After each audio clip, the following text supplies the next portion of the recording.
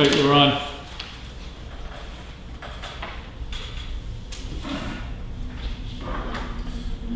Tape recorder on? Yes. Gentlemen, all ready to go? Yep. Yeah. Good morning. This is Monday, November 23rd. This is the Selectmen's meeting for the town of Tuftonboro. You can listen by telephone at 1-877-309-2073, access code 996-433-941. Please note that you'll not be able to interact during public input using online service. However, you'll only be able to listen to the meeting via telephone. If you have any issues attending the meeting electronically using the aforementioned instructions, please call area code 603-569-5903. First order of business is to stand and honor America with the Pledge of Allegiance. Bill, will you lead us? I pledge allegiance to the flag of the United States of America and to the republic for which it stands, one nation, under God, indivisible, with liberty and justice for all.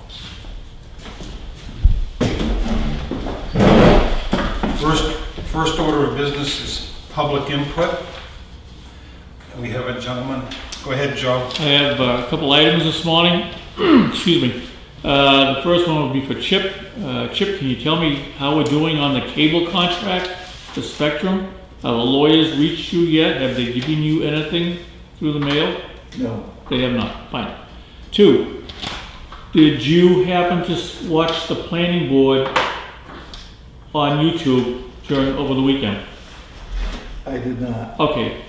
December 3rd, they're coming back again with Dave Ford Right. to answer all the questions that was posed to him. Okay. 3, in this town, and it's been to this table several times in past years, a noise ordinance. We always seem to refer to 46630 of the state.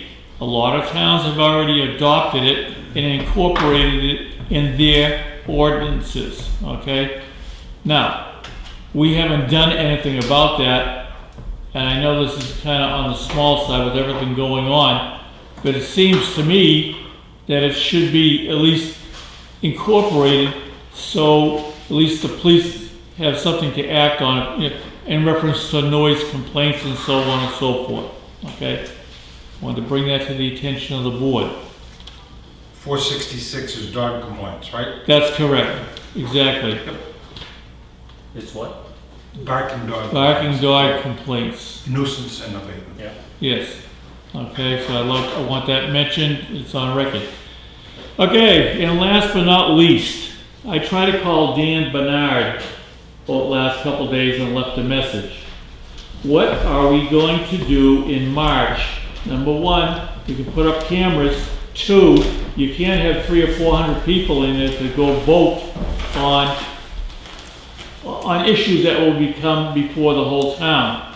And I was wondering if that was addressed by the selectmen. Have you looked at it once and for all? You have a police station, you have other articles coming up. Have you discussed that amongst yourselves at all? What we're going to do? Well, you've been here when we've had meetings, so Yeah. you know we haven't discussed Well, it. you know, We don't get to talk about That's things when we're not here. Right. no, you know what I'm saying, okay? I'm saying it for the camera, I'm saying it again in front of the board, okay? It has to be addressed. I'm thinking of it now, I got nothing better to do, okay? So if that arises, okay, we can possibly take care of the camera work, but what are you gonna do about, you have to be there in order to vote on an article, and you can't have all those people there, so my thing is, we were doing absentee ballots, but I don't know if that's legal to do that when all the people are supposed to be there and vote on those articles. So, as I recall, absentee ballots are perfectly legal for the election, for the voting day. Right, Right, but town meeting, you don't, is. you have to be there, Is an in-person situation. that's right? correct. So, I'll just, this is Bill's opinion at this point. Yep, I mean, yes, I've given it some consideration. I suspect the other selectmen have as well. We're still several months off. We don't know what is going to be going on at that point. And we're quite constrained in terms of alternatives that we could pursue to doing normal town meeting. Now, if as we get closer, there becomes some need to look at alternatives, that becomes something that the state has to be involved. That's correct, yes. I believe that, yes. I'm aware last year of a neighboring town that tried to be creative and do a drive-in town meeting, and that got nixed because it's, it was kind of a wild idea, I think, but they were going out of town, someplace else, drive-in meeting, yada, yada, yada, and that didn't pass muster, so they ended up doing something different. But I think it's something we all need to be aware of. I just brought it up for conversation, okay? It's something I thought about, okay? Just running across the board. Yes, you're right, I think the state has to dictate how it's gonna happen, but if it doesn't happen, okay, I don't know what the solution is when people have to be there in person to vote. So they're gonna have to change the rules as far as I'm concerned, or the legislature's gonna have to change it. All right. It'd be nice if, at some juncture, one or more of our state legislators would darken our door. Yeah, I mean, I've been here now, I'm going on my 4th year, and I've never seen a legislator come through the door. An easy solution would be to somehow modify the rules regarding warrant articles so that you could put warrant articles on the ballot. Because everybody's going to vote, or whoever's going to vote is going to go to the polls and vote. Yeah. And that's a controllable venue, whereas town meeting is pretty uncontrollable. But the state has to make those determinations, and I have no idea. Yeah, well, and what you're suggesting is essentially a temporary SB2 status. So that's not an option for us unless the legislature provides it, or unless the governor by emergency order allows it. As of right now, you're right. I mean, we still have a situation where if the restrictive interaction situation is still in place, that I'm not aware of a venue that we have that we could meet the social distancing criteria and provide access for everybody that wants to come. all right, thank you. That's all I got. Okay. Anyone on the telephone? No. Okay. Next item on the budget, on the agenda, review and approval of minutes. Board of Selectmen session 11/13/20. I don't have any. I have no changes. I'll move approval. I'll second. Any further discussion? All those in favor say aye. Aye. Aye. Motion passes 3-0. Next, Chief Thompson, Fire Department. Excuse me. Non-public. I also have a non-public one there. It's not on the agenda, but it's Okay, there. is that the same date? Yes, November 13th. Okay, I will move approval. What are we approving now? Not the non-public. Okay. I'll second. motion's made and seconded. Any further discussion? All those in favor say aye. Aye. Aye. Motion passes And 3-0. I'm going to move that we unseal this. They didn't want to see it. They aren't sealed. Oh, not sealed, I'm sorry. It's okay. Okay, It's Monday. Yeah. anything else under minutes? That's it, sir. Okay, your turn, Chief. How you doing? Good morning.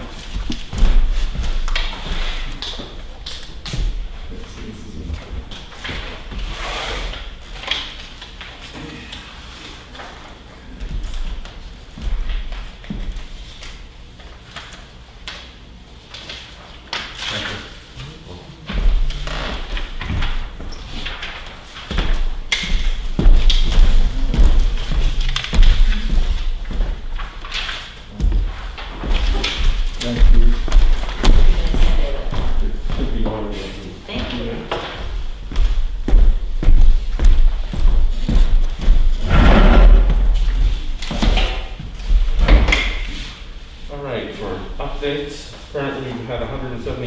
fire calls, 246 medical calls, 44 service calls, and 9 inspection details.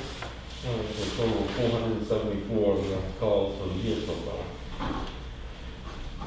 Gas burner inspections are 43, oil burner inspections 5, 7 wood pellet stove inspections, and 24 life safety for a total of 79. All apparatus have been through the state inspection and for service for 2020. Engine 1 out of Melvin Village Fire Station uses new front tires, which were purchased at Belknap Tire on the state bid pricing. The engine will be going to Coastal Truck and Auto in Portsmouth, New Hampshire for a full alignment on 12/2. And just to let you know and let the general public know, the engine could be out of service for a couple days while that's there. The department was able to confirm through an obituary in the Bayside newspaper that longtime Fire Chief John Scott, 84 of Alton, New Hampshire, died at the Jack Byron Center for Palliative and Hospice Care at Dartmouth, Hitchcock. On October 24th, a private service was held in Andover, Mass. On November 15th. The department would like to work on some type of dedication plaque for the former chief for the Mirror Lake Station, as he was chief at the time of the station's transformation from a single station, one bay, to a 3-bay station with a second floor.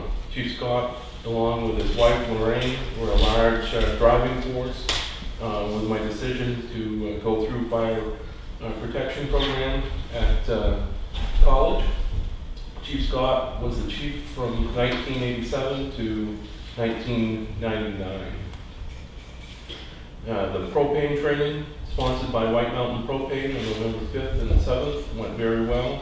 Personnel from West Austin, Moultonborough, Center Harbor, Wolfboro, and Tuftonboro took part in the training. We will be hosting a joint airboat hovercraft training, tentatively set up for December 12th. Departments that have been invited were West Austin, Alton, and Moultonborough. We do not have a location set up for that, but I'm assuming Pier 19 right now, as far as It's a good central place. area. With those departments that now have airboats or are actually getting, used to having airboats or hovercraft, it's great to know the capabilities of the other departments. The New Hampshire Department of Health and Human Services is in collaboration with the Division of Fire Standards and Training Emergency Medical Services to implement a FROST program throughout the state. This program will provide an additional resource in fighting against COVID-19 and allow for better protection of the first responders and the community they serve. FROST aims to identify asymptomatic individuals with COVID-19 participating. First responders organizations will receive a viral test cards from DHHS. The implementation of this program is flexible with a range of acceptable strategies to test all participating first responders. We can either do it monthly, 25% weekly, 50% bi-weekly, or 100% monthly. We haven't decided how our department's going to do that, and the police department, even though the police chief has some reservations for it, will take part of it. The testing is voluntary to do. However, I have put a few individuals that would like to do it in my department. There are some that have voiced concerns about it. The primary concern is false positives, but it's a lot less with the false positives now than when things first started with this testing. I think it would be a very good asset to the department, and it's a way for the state to, obviously find people that are out there that are actually carrying COVID, but are not showing the symptoms. We have sent in for the request for these cards, and once we get the cards, we'll figure out how we're going to go about the testing, whether it's once monthly or what is best for the two departments itself. We do have the CLIA certification to be able to do the testing, as we have to have that to draw bloods for when we're doing blood glucose testing. So our EMS side of things has the proper certifications in place to be able to do that.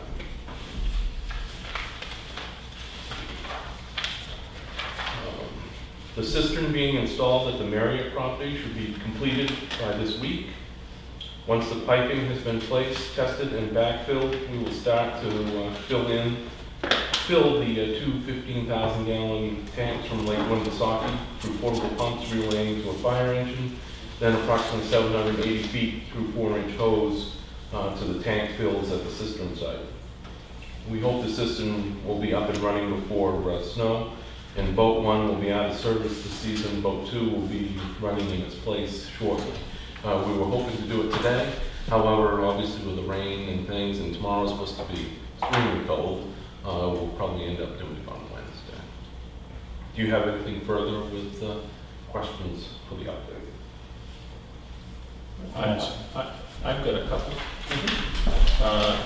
This frost program. Yes. The idea I'm getting is this is a COVID testing for responders, is that what this is? Okay.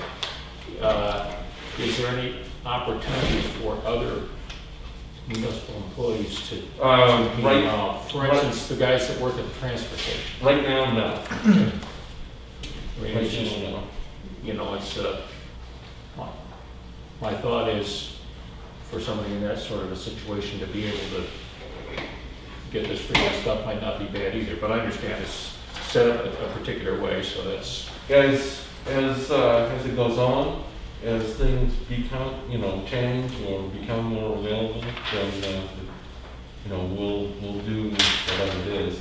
It's a 15-minute test for that, and, Well, can we reach out to DHS and ask them if we could include other essential employees? I can That'd be You great. make reach a out request, and see right? what I happens. mean, somebody else might have already done it as well. Yeah. So. Well, I'm sure that they have, we can't be the first people to ask that question. Right. Good point. Right. So one other question, not from your report, but from what's going on. The town clerk has reached out to the school district for voting day on, what is it, March 8th or what, against the possibility that we may still have the same kind of restrictions we've had. And the school district said, oh, school's in session that day, it's not available, yada, yada, yada. Now, it's in session as things stand today. I don't think we're the only town in the district that is faced with potentially this sort of a situation. But let's say ultimately the gymnasium is not made available to us. Then in my mind, the alternate site that we have that's next biggest would be the equipment bay at the central station. Not an ideal situation because it involves displacing all the equipment for the day. Plus, to a certain extent, it could impact your ability to respond, depending upon where the equipment's located and how it is to getting out. But I just wanted to lay it out there on the table as a,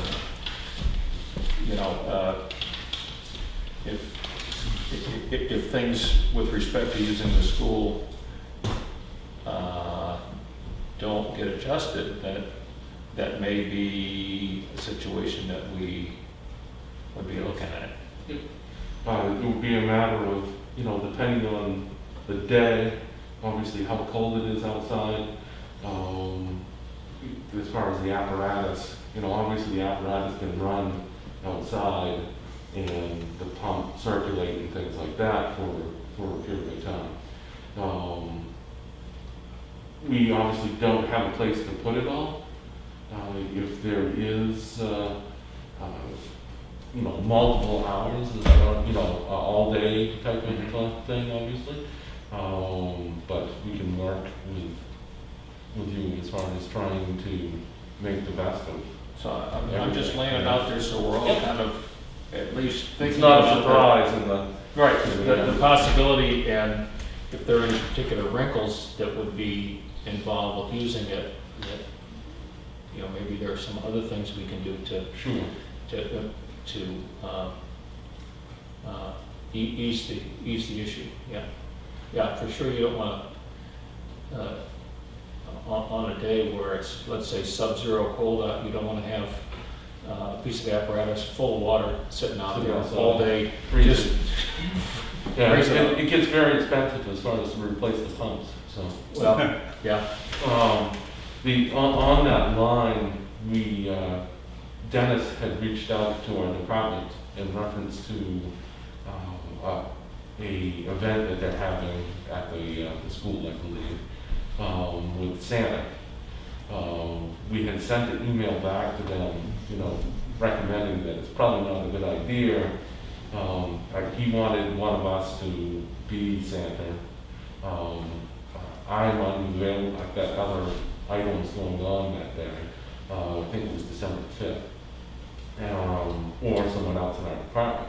We have no issue with bringing Santa there in a fire truck, but we thought that it wouldn't be a good idea to be taking pictures or accepting, the cards from the children and being that close to that many kids, even if you're handing off the stuff. Maybe a Dropbox or something like that, and pictures of Santa from a distance. That email went to him on Friday, so we haven't had a chance to, haven't seen anything back from that, so I don't know what the situation is with that. But, Yeah, he's gonna be in here this morning, so we'll ask him about it. yeah. So just, I think that we need to be as safe as possible, especially with the spread of things is. Good to err on the side of caution, for sure. Do you have anything further for questions on this? On the budget, yeah, to do, chief. Do you, the only thing that I do not, I have a copy of what I turned in, but I do not have a copy of what was updated. I'm not sure exactly what was returned to emergency management this time. So I'm not sure where the budget is at with that particular. I can give you what you gave me. I don't know if it's any newer than what. That's conservation.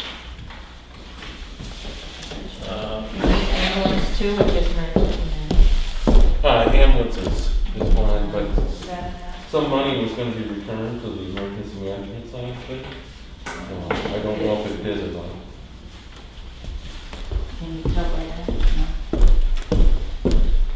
I don't know, but it wouldn't come into the operating budget, I don't think. It was supposed to be returned to the operating budget because we were drastically over on that for the stuff that needed to be reimbursed. Well, You have an explanation. what I'm looking at here says that total emergency management expense this year, as of the 16th, was $4,570. And none of your lines are over, Right. Well, except, operations is, yeah. So is that, operations, you had $800 and you spent $2,100. right. So the situation was that there was a specific amount of stuff that originally, so like the screens at the library, the screens at the town offices in different places that originally we thought that they would be reimbursable. That stuff was not. That's probably why those particular lines are over. But I can tell you that We were at like $9,000 something on equipment and whatever line we were drastically over in the different lines as far as it goes. So that's something I've got to get together with Diane to see Right. what the exact lines look like in that particular case. Well, she ought to be able to, if that all went into your emergency management operations budget, she ought to be able to give you a detailed report on that particular line. It Right. shows all the stuff in and out. Yep, yep.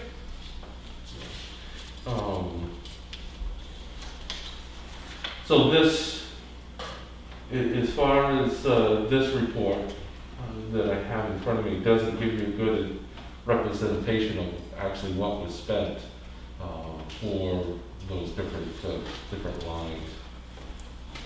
Do you guys have your expenditures that she had given to you before?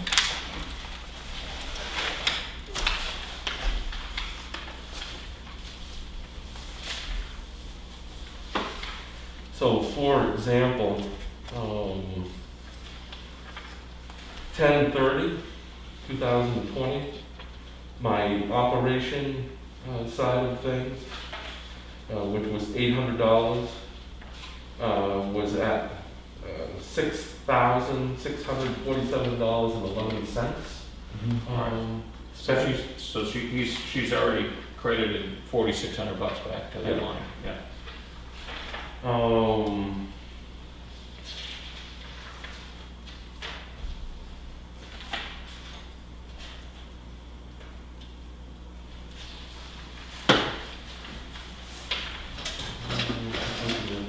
There was one other line.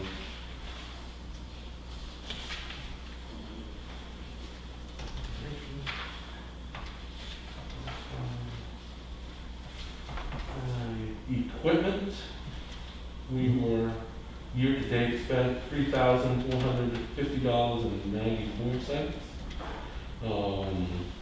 which left that at 107% expend, and we had a balance of minus 237.93. And then again, this was as of 10/30/20. So you can see now, she's credited back. You've got $680 charged against equipment for the year. And that had nothing to do with anything that we had planned to do as far as with emergency management for the year. That was basically COVID expenses. Looking forward as opposed to backwards, you bumped that particular line from 3,200 to 7,000. Yes. What are we buying? What are we buying? That particular line covers what we normally do with emergency management, and I put in roughly $4,000 for COVID, not knowing what is going to be free for the future. If we can continue to get some free stuff from the state, and then that's what we're going to do. One thing that I would caution is that this year, I know that last year was tough to get used to, how we were going to do things, but this year I think that before we expend money for equipment, cameras, and things like that, that we run it through one person to make sure that we're not duplicating stuff. I think that as far as our departments, we need to get an idea of where they're at as far as the masks, all the equipment that they have on hand, because I don't believe it's going to be any different. If anything, probably worse than what we faced last year as far as, the beginning of this year. I think that we're going to find that we're going to burn through more masks and things like that as we go along.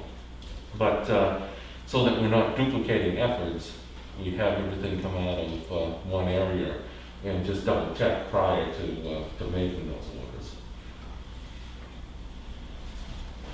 So that $7,000 includes $4,000 in COVID Yes. expenses, If they need- which we don't know whether it's gonna be there or not, but Hopefully, we continue to get state supplies, but whatever the state does not reimburse or give to us for free, then we have to purchase. That equipment line also includes a replacement defib, and all the supplies that we have to use to keep the current defibs, the 14 units that we have in place, working, functioning throughout the year. So the total equipment would be $7,067 that I had proposed. So we've got a total budget increase year to year of $3,390. That's what I'm coming up with, which pretty much is what you're adding in for your COVID expenses. I'm a little less sanguine about the idea of bringing in reimbursements into the operating budget and not putting them into the income side of the budget. It's sloppy. So, but I'll talk to Diane about that. Because I think it's, if there was $4,000 that came in and you plugged it into operations, kind of skews the numbers as to what you've spent this year. Right. I mean, maybe we'll get it all reimbursed. Maybe we'll get $20,000 out of the state of New Hampshire. Who knows? But it doesn't. The expenses remain the same. Now, my in a situation like this, it's important for us all to remember that what we use the budget for during the year is to track where we're actually spending money. Right. And if there are situations where the expense vastly exceeds what we budgeted in that line for some reason, like the COVID, but we track them, then at least we have a good understanding of the money we spent. If we're able to get money to cover it from someplace else rather than from taxes directly, then that's great. But we know, for instance, last year we had generator expense that we didn't anticipate, and so we're way up. It's important that we track those expenses so that 3 or 4 years from now, we look back and we say, well, we never spent more than $2,000 on generators. Right. And when actually we spent, let's say, $11,000 one year, but the money all went someplace else, and we don't have a good record at that point of snapshots going back. Right. And just so you know, on the fire side of things, fire EMS side of things, when all of those stipends came out, they came out of the fire department, firefighters, or officers side of things, and got reimbursed, and that amount of money went back into those lines. Yeah, I remember that happening. So That part is a little less troublesome than this, only because, as Phil says, we know what happened this year, but 3 years from now, as old as we're getting, we won't remember what happened this year. So it's nice to have the figures reflect what happened. Next year I won't remember. But I'll remember for you. Good. So I guess my question is, if we have things that we still need to accomplish through emergency management, can it be done, or do we need to hold off because we need to cover those expenses if that money is going into the general fund or somewhere else? No, you can, and I think Bill has mentioned it over and over again. You could spend $100,000 in this budget this year if you have to. I mean, if you really have to in emergency management. And it's our job to figure out how to cover that overage. if you only had a $20,000 or $18,000 budget, so now we gotta come up with Right. whatever. I just don't want to put the board in a position that if we don't have to, as far as it goes. But I don't want to have the budget committee or someone else come back and say, well, you allocated that money, how come you didn't use it? Because we couldn't, because we had these expenses and it took the money, type of thing. But we still have the things that we have to accomplish in the equipment. Right, I think we can defend your actions Oh, I know that we on can that defend it. granular level with the budget committee, because we have to run this consistently.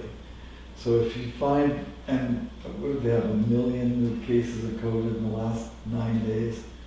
I mean, if something explodes in December, we're not gonna just say, well, we ran out of money, we can't do anything. Right.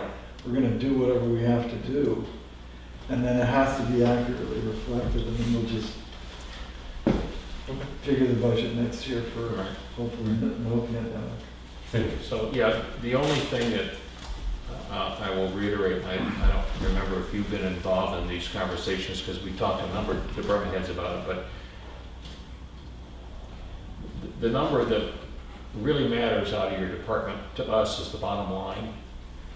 If you have a situation where you're gonna go over that bottom line, we just need to know about that Right. so that we find the money someplace else to make sure that we're gonna be able to cover it. See, I don't know if I'm gonna go over the bottom line because I don't know how the Right. reimbursements So, right, so gonna if, happen. so if you have planned maintenance expense or equipment purchase on part of your normal program that you want to do this year, don't assume that you can't do it because we've had these unexpected things. Those are the conversations that we need to have with you.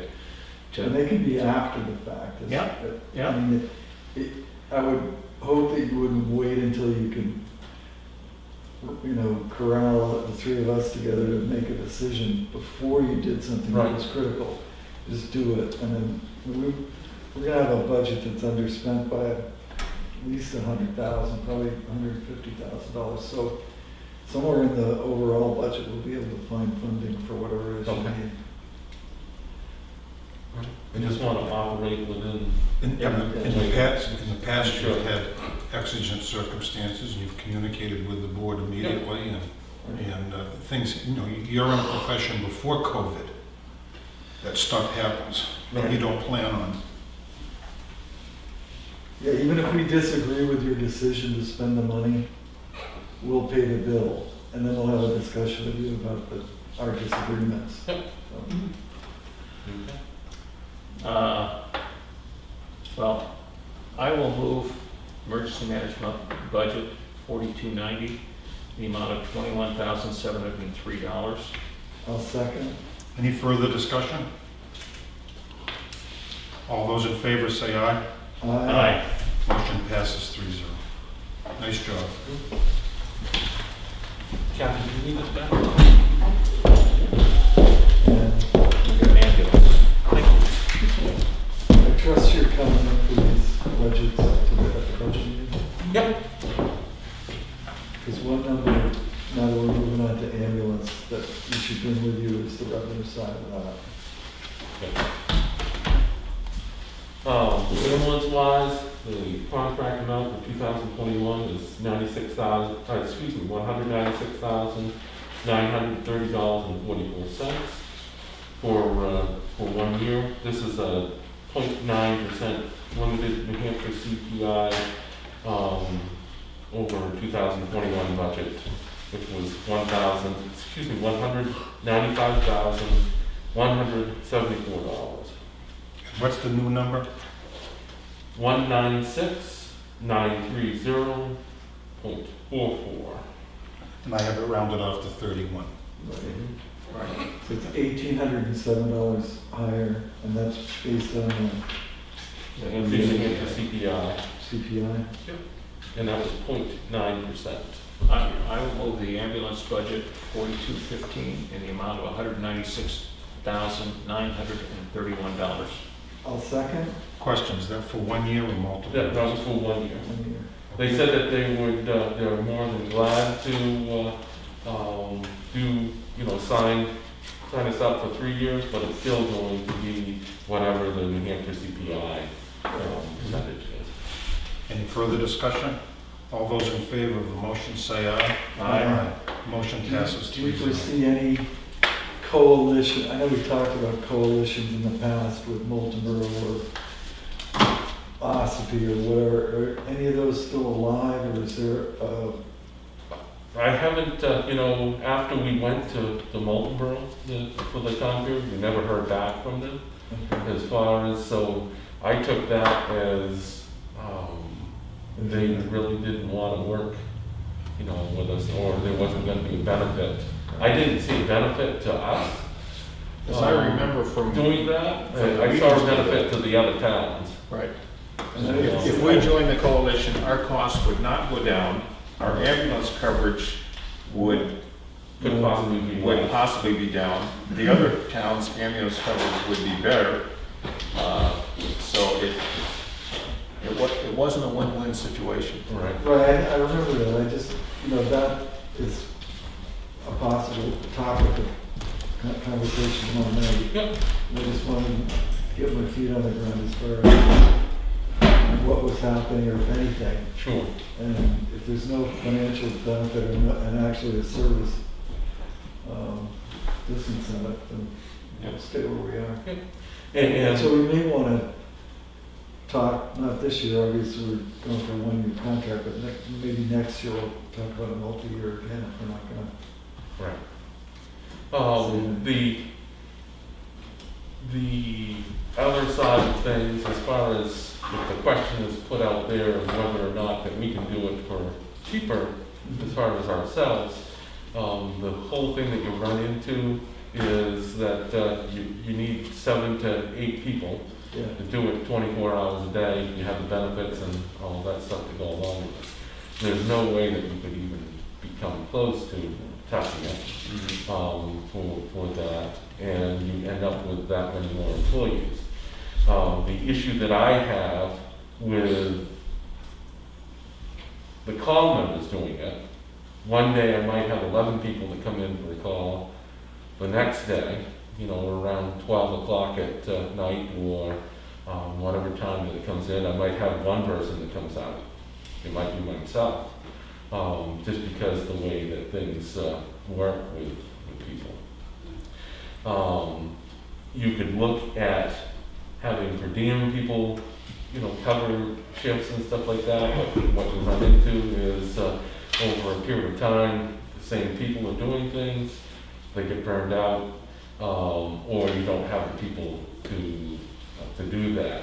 You start bringing people in from the outside that are not part of your town, part of your department.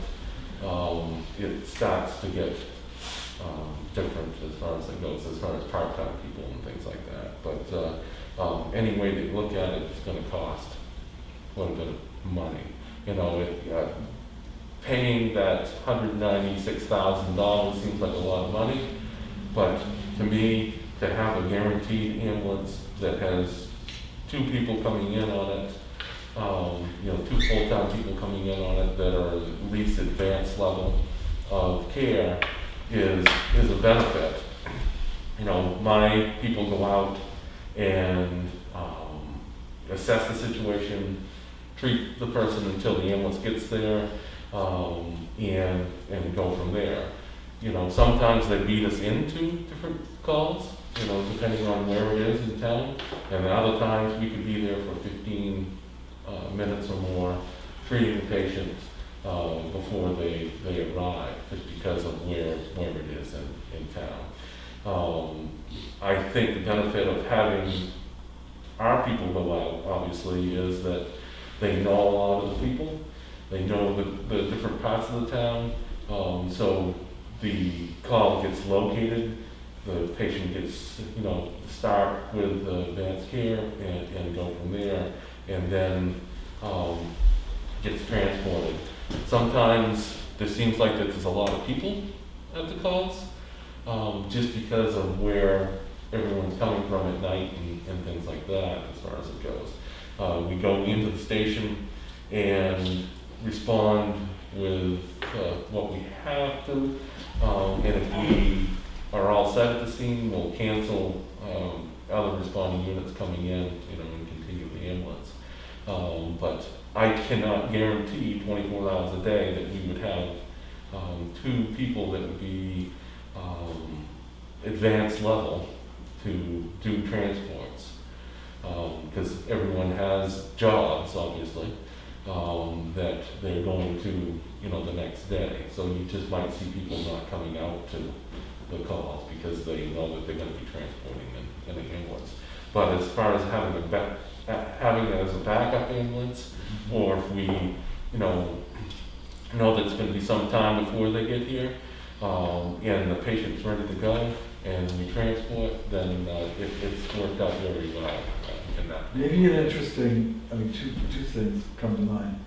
Maybe an interesting exercise would be to take what our expenses are for our ambulance and how many calls they went to, so you can figure out what your labor expense is and what your material expenses are for our ambulance. Right. Add to that $192,000 or $196,000. Now you've created a pretend budget of our own ambulance doing all the work. Because if you just take the 196s in isolation, you're only adding 3 full-time EMTs or medically trained firefighters and some money for the ancillary equipment that they're going to use up doing all the calls. And 3 employees isn't going to do 24/7. Right. You can't make it happen. Right. So I think it might be an interesting, because going backwards to my first portion, if you do have a total budget on what our ambulance costs are, including labor, and then the total number of calls for the whole town, you could kind of project what would an in-house ambulance service cost. And if we're currently spending $400,000 or whatever, I'd have to do the math. How much more than that will we have to spend to own the ambulance service here in town? I mean, it's difficult for me to imagine that a town of 2,800 or 3,000 people can sustain a full-time ambulance service. It certainly can't sustain a full-time fire department service. And we've got a couple of full-time employees, but not a full-time department. Right. For a town that size is a little I mean, too much. the closest area that is doing, running their own ambulance service is Wakefield. Yeah. They currently have 24/7 coverage as far as firefighters and run the ambulance. They've gone from, or they're going from 2 ambulances. Currently, they're going to keep one of the ambulances was going to go away as a backup ambulance, and they'll have 3. But in order to sustain that, you got to have the number of calls, and we just don't have that number of calls as far as transports. A lot of people look at what ambulance companies charge as far as being drastic, but they're charging that amount of money because they're only being reimbursed in the long run, whatever percentage. That's why their costs are so high, and you can see that by the numbers that of just the small amount of calls that we do. We don't get reimbursed a huge amount of money that people think that you do, from Medicare and all that kind of stuff. We have the advantage. Adam Thompson, in a previous life, helped manage Lloyd Ambulance. And so when he speaks your language, budget-wise. Well, I think you could obviously get a copy of Wakefield's budget. That's public information. Right. Break it down. What's the ambulance service actually cost? And get the number of calls from the chief. Right. You can figure out what your cost per call is. So I think we'd still be a lot of steps away from doing it here in Tuftonboro. Okay. I mean, there are bigger, Wolfboro They had talked about it at one point in time, but still, it's a matter of putting on a certain amount of people, and will the coverage, you know, again, they have 2 ambulances that are at their call 24 hours a day. And are you going to be able to provide that same amount of coverage with the people that you have, and still give the town the service that they need? So it's been moved and seconded, Chairman? Yes. Can we vote?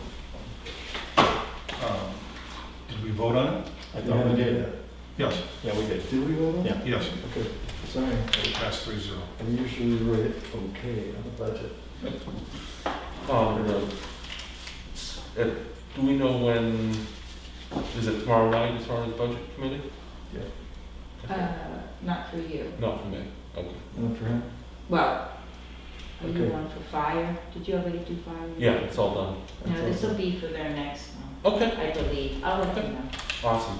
And then the only thing that is left is when everyone gets their stuff in, would be government buildings. I didn't catch that. Chair. Government buildings. Government buildings left. Oh, okay. Budget, yeah. Budget. Okay. Anything else for the chief? Thank you. Stay Thank you. safe, my friend.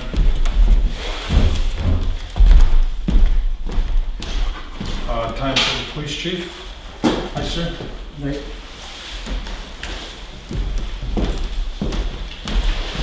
How are you today? Good.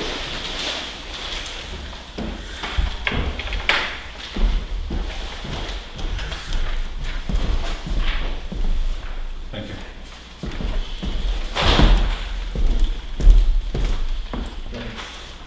I'll email you a copy. You'll send me. I'll give him one. I got it. Just-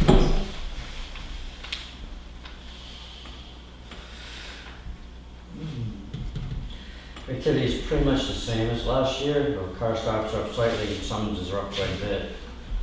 Yeah.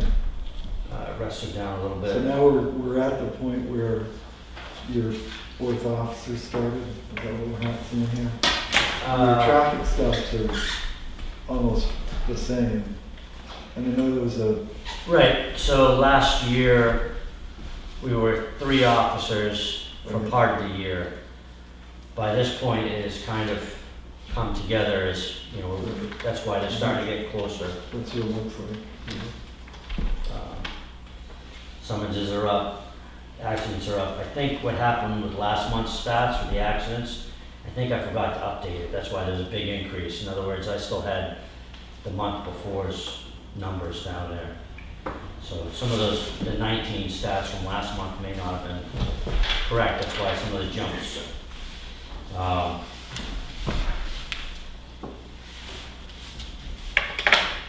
car's down at Nevo. It should be done this week. I gotta call them today, see if we're still on track.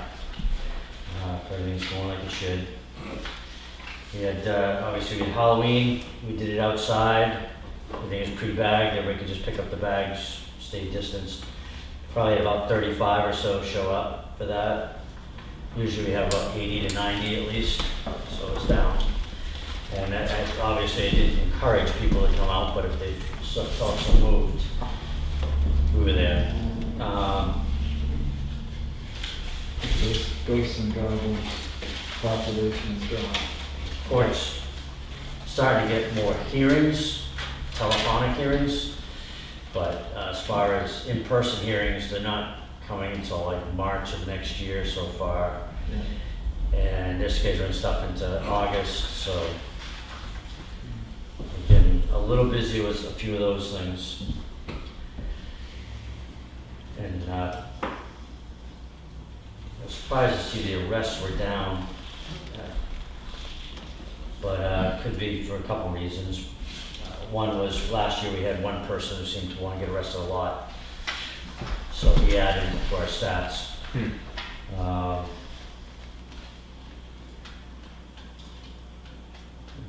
That's well where we're at. So it's your intention to get another cruiser next year? Yes. I guess my first impression is, I'm not interested in getting a cruiser that's gonna take us into December to get it on the road. That's correct, but, I mean, I think we gotta tighten that process up a lot, yeah, because I don't know, how long have we had the car? Quite a while. June? July, I think is when we got it. Was it July? Yeah. June, July, someplace in there. I mean, you blamed some of it on the pandemic, but it's still, I think the process needs to get tightened up. It was twofold. One, to get that particular car, they were remodeling, so you couldn't have gotten it. Because I bought it last year's model, I found one on the lot in Ohio. Right. It- It just, no, I mean, it's the July to Yeah. now. It's, you know, that's too long. I mean, if I can't prep a car in. And part of that was COVID, getting the parts, getting them in. So it's a matter of, okay, tightening up the process at the head end. Yeah. Making sure those orders get put in. Well, Chief, you and I have talked about being ready when we go to town meeting, Yeah. not just with your project, but with all projects, so that the day after town meeting, we can pull the Because trigger you got and go. you got a 7-year rotation on your cars? Yes, Okay, well, that car's only gonna have 6 years worth of use, right. you know? So do you wanna push it out another year? I'm happy with that. I think a 7-year rotation's fine. But not fine if we're gonna lose the first year to prep. It just doesn't make any sense to me. And second thing on the cars is you got some money involved with rust repair that I've seen going on. Mhm. Are we repairing something that we're gonna ultimately not have? The rust repair I'm talking about is the truck, which would be our backup vehicle, if you will, our spare.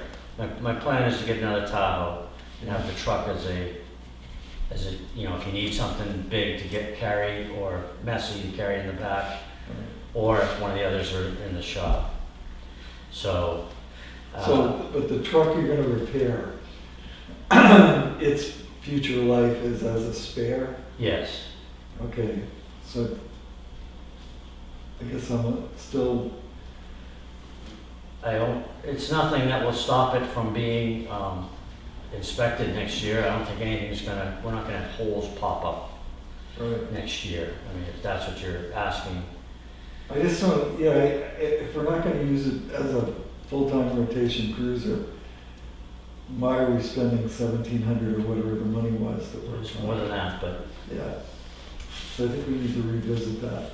And I know that you didn't come in here prepared to talk about it, and I probably didn't either, but I think that's a subject that needs to get that's, I revisited. mean, it was a concern of mine. I put it in though, because I know typically, you know, that's been a concern is getting some of the stuff fixed. Right. But I was thinking the same thing, how much do we want to invest in something that's gonna be a spare backup and not gonna be a front line, Right, and if you and look at hopefully this, be replaced the following year. if you look at the CIP, you've got a cruiser coming in every year. It's because we jockeyed some off because of, Right, no, I appreciate the past, but, so this spare is gonna maybe be replaced by some other cruiser that's coming off duty, that's in better shape. Or maybe they're all in the same bad shape and you just gotta live with the rust for a year each time. But, I guess. yeah, no, I agree. It's something I thought about too. It's like, do we fix it up? How much do we put into something that at some point you go, is it worth fixing? Yeah. Okay.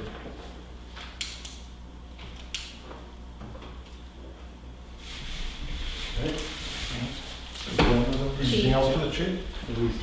I have a schedule for you from Cobb Hill on the 26th. Oh, yeah, I think we're probably signing that today, Chief, if you want.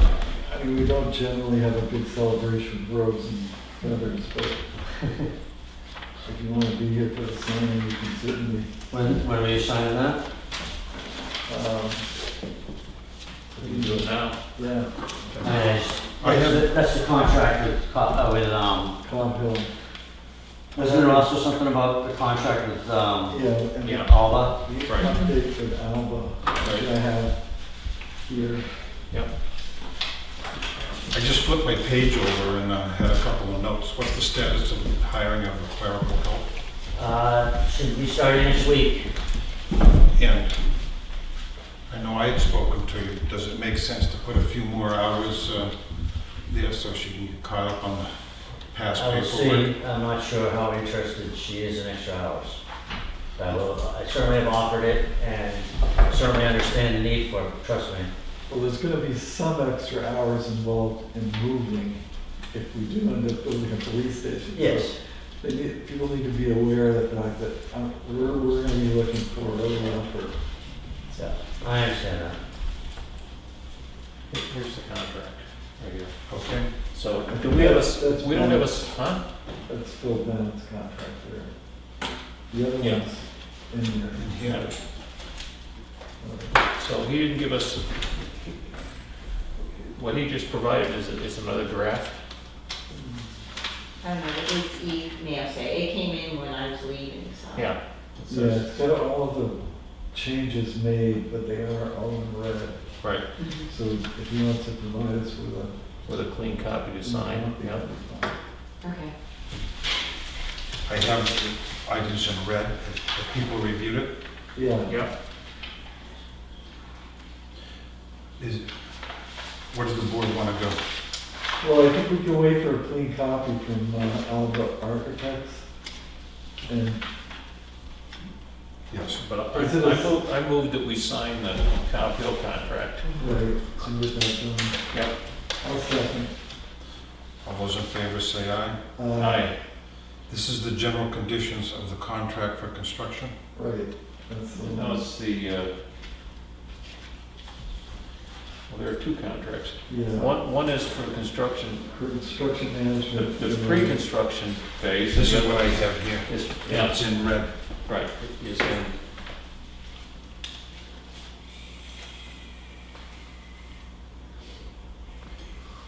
Right. So, what's not clear to me is if we sign the construction contract before we have an approved project.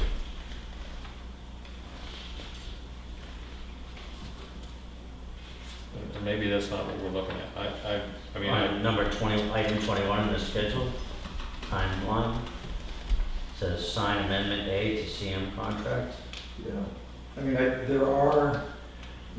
is language in there that if it doesn't pass, it'll get Yeah. paid to be a general contractor.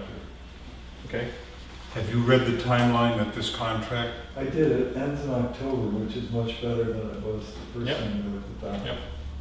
But, I mean, the crucial dates, December 18th to 20th, issued drawings outlining specifications. Yep. January 8th, right, pricing tabulate review by the Selectmen.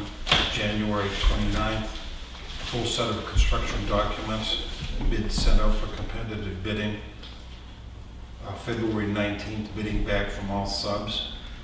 And February 26th, complete review, negotiation, and agreed GMP to include in town vote March 2021.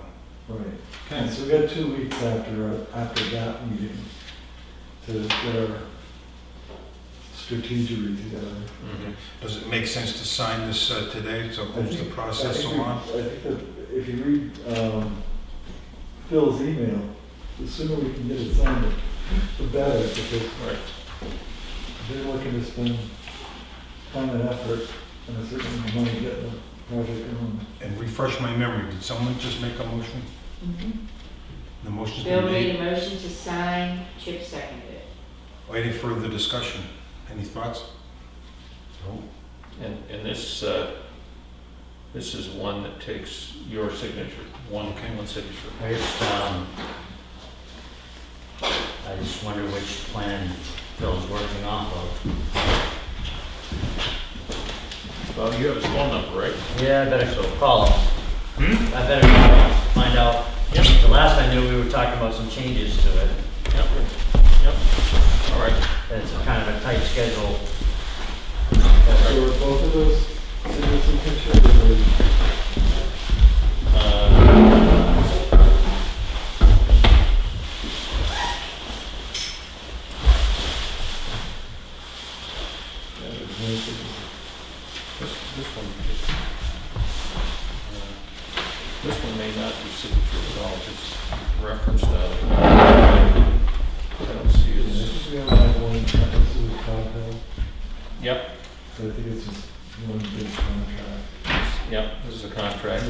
two with the, conditions. things, yep.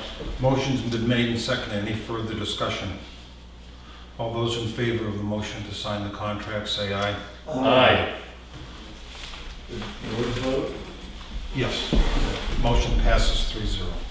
Thank you, for my hearing's going on here. Do I wait for the, to print it off and, or do I sign the red copies? I can check with him Okay. and I'll find. I'll get back to And you. then, shall we, Do I'm the gonna same make a with motion Bill. that we empower the chairman to sign the agreement with Alba I'll Architects. second that. Any further discussion? All those in favor say aye. Aye. Motion passes 3-0. Yep. Parks and Rec, come on down. Chief, anything else? No. Be safe, my friend. Hi, sir. Good morning. Thank you for waiting.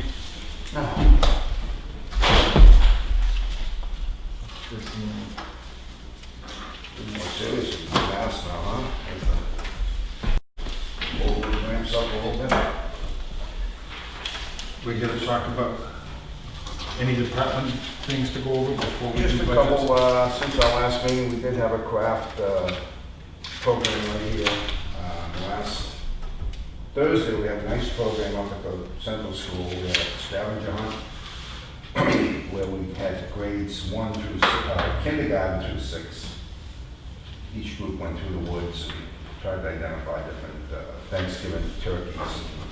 We had trivia and they had a ball, so we got half the school done Thursday. We're doing the other half tomorrow. Hopefully the weather's supposed to be good.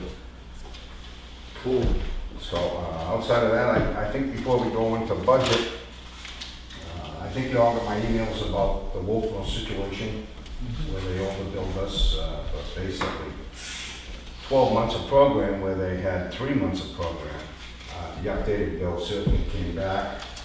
I think the Wolfville Selectmen did the right thing and reduced the fee, which was good. So it went from $16.61 to $49.98, with a balance of $11.63, $6.63. So So the $49.98 is all they're gonna want? say it again, Chip. The $4,998 is all they're gonna get? That would be basically for those first 3 months before COVID hit, you know, between the ice skating and skiing. So they Yeah. adjusted it from, like I said. Excuse me, I'm looking at this form here. This form here, which is your budget. Yeah, this is, again, this year's budget. Okay, but under town of Wolfboro, there's nothing spent because we haven't written the check yet, correct? We We just haven't received the written checks, insurance. no, and they did bill us for the 1661, which I did contact them. And what did they bill us for? 1661, and then with my discussion with the director, they went to the selectmen, and the selectmen reduced it because of 9 months of no. To what? So they did reduce it to $49.98. In this year. And the reason why there's a 0 in that column is only Hasn't been because it spent. hasn't gone through the paperwork yet. Right. So again, that leaves 11,663. With that, we started some projects. Again, we did some parking barriers and painted those down at 19 Mile Bay. We're looking at the fence repair, in which he's gonna start that, I think, next week. I spoke with him this morning. Fence, what fence? The fence actually at the far end, looking towards the docks, more towards the store. That's not the one that goes the same way as the highway, but the one that kind of Perpendicular. provides the beach and the dock area. But all the things are coming loose. The bottom of it's real loose. It's flapping, and so I think the fact that we do have some money left, we could do that. I want to thank Clay. We checked into those storage containers, and I spoke with the girl last week. I was hoping to have a quote here for you today, but you're right, Clay, it is somewhere around $4,000, half price, I believe, on on that. So, outside of that, again, you know, the money that's left over in the budget, yeah, I think doing stuff. We did go to the meeting with the Wolfboro Snowmobile Club 2 weeks ago at the fire station, and they're looking for some help. They got some grants, they replaced some bridges. We're looking to put a cut through between the highway and actually right where the portal is in 19 Mile Bay. To go in there and put an 8-foot section where they can park in the lot across the street opposite Bay Road, come down the highway and cross right over. Now they're gonna get the permission from the state, I guess, to get the crossover, and then they would come right into our parking lot and go right down the ramp onto the lake. So I think we can help them out with that.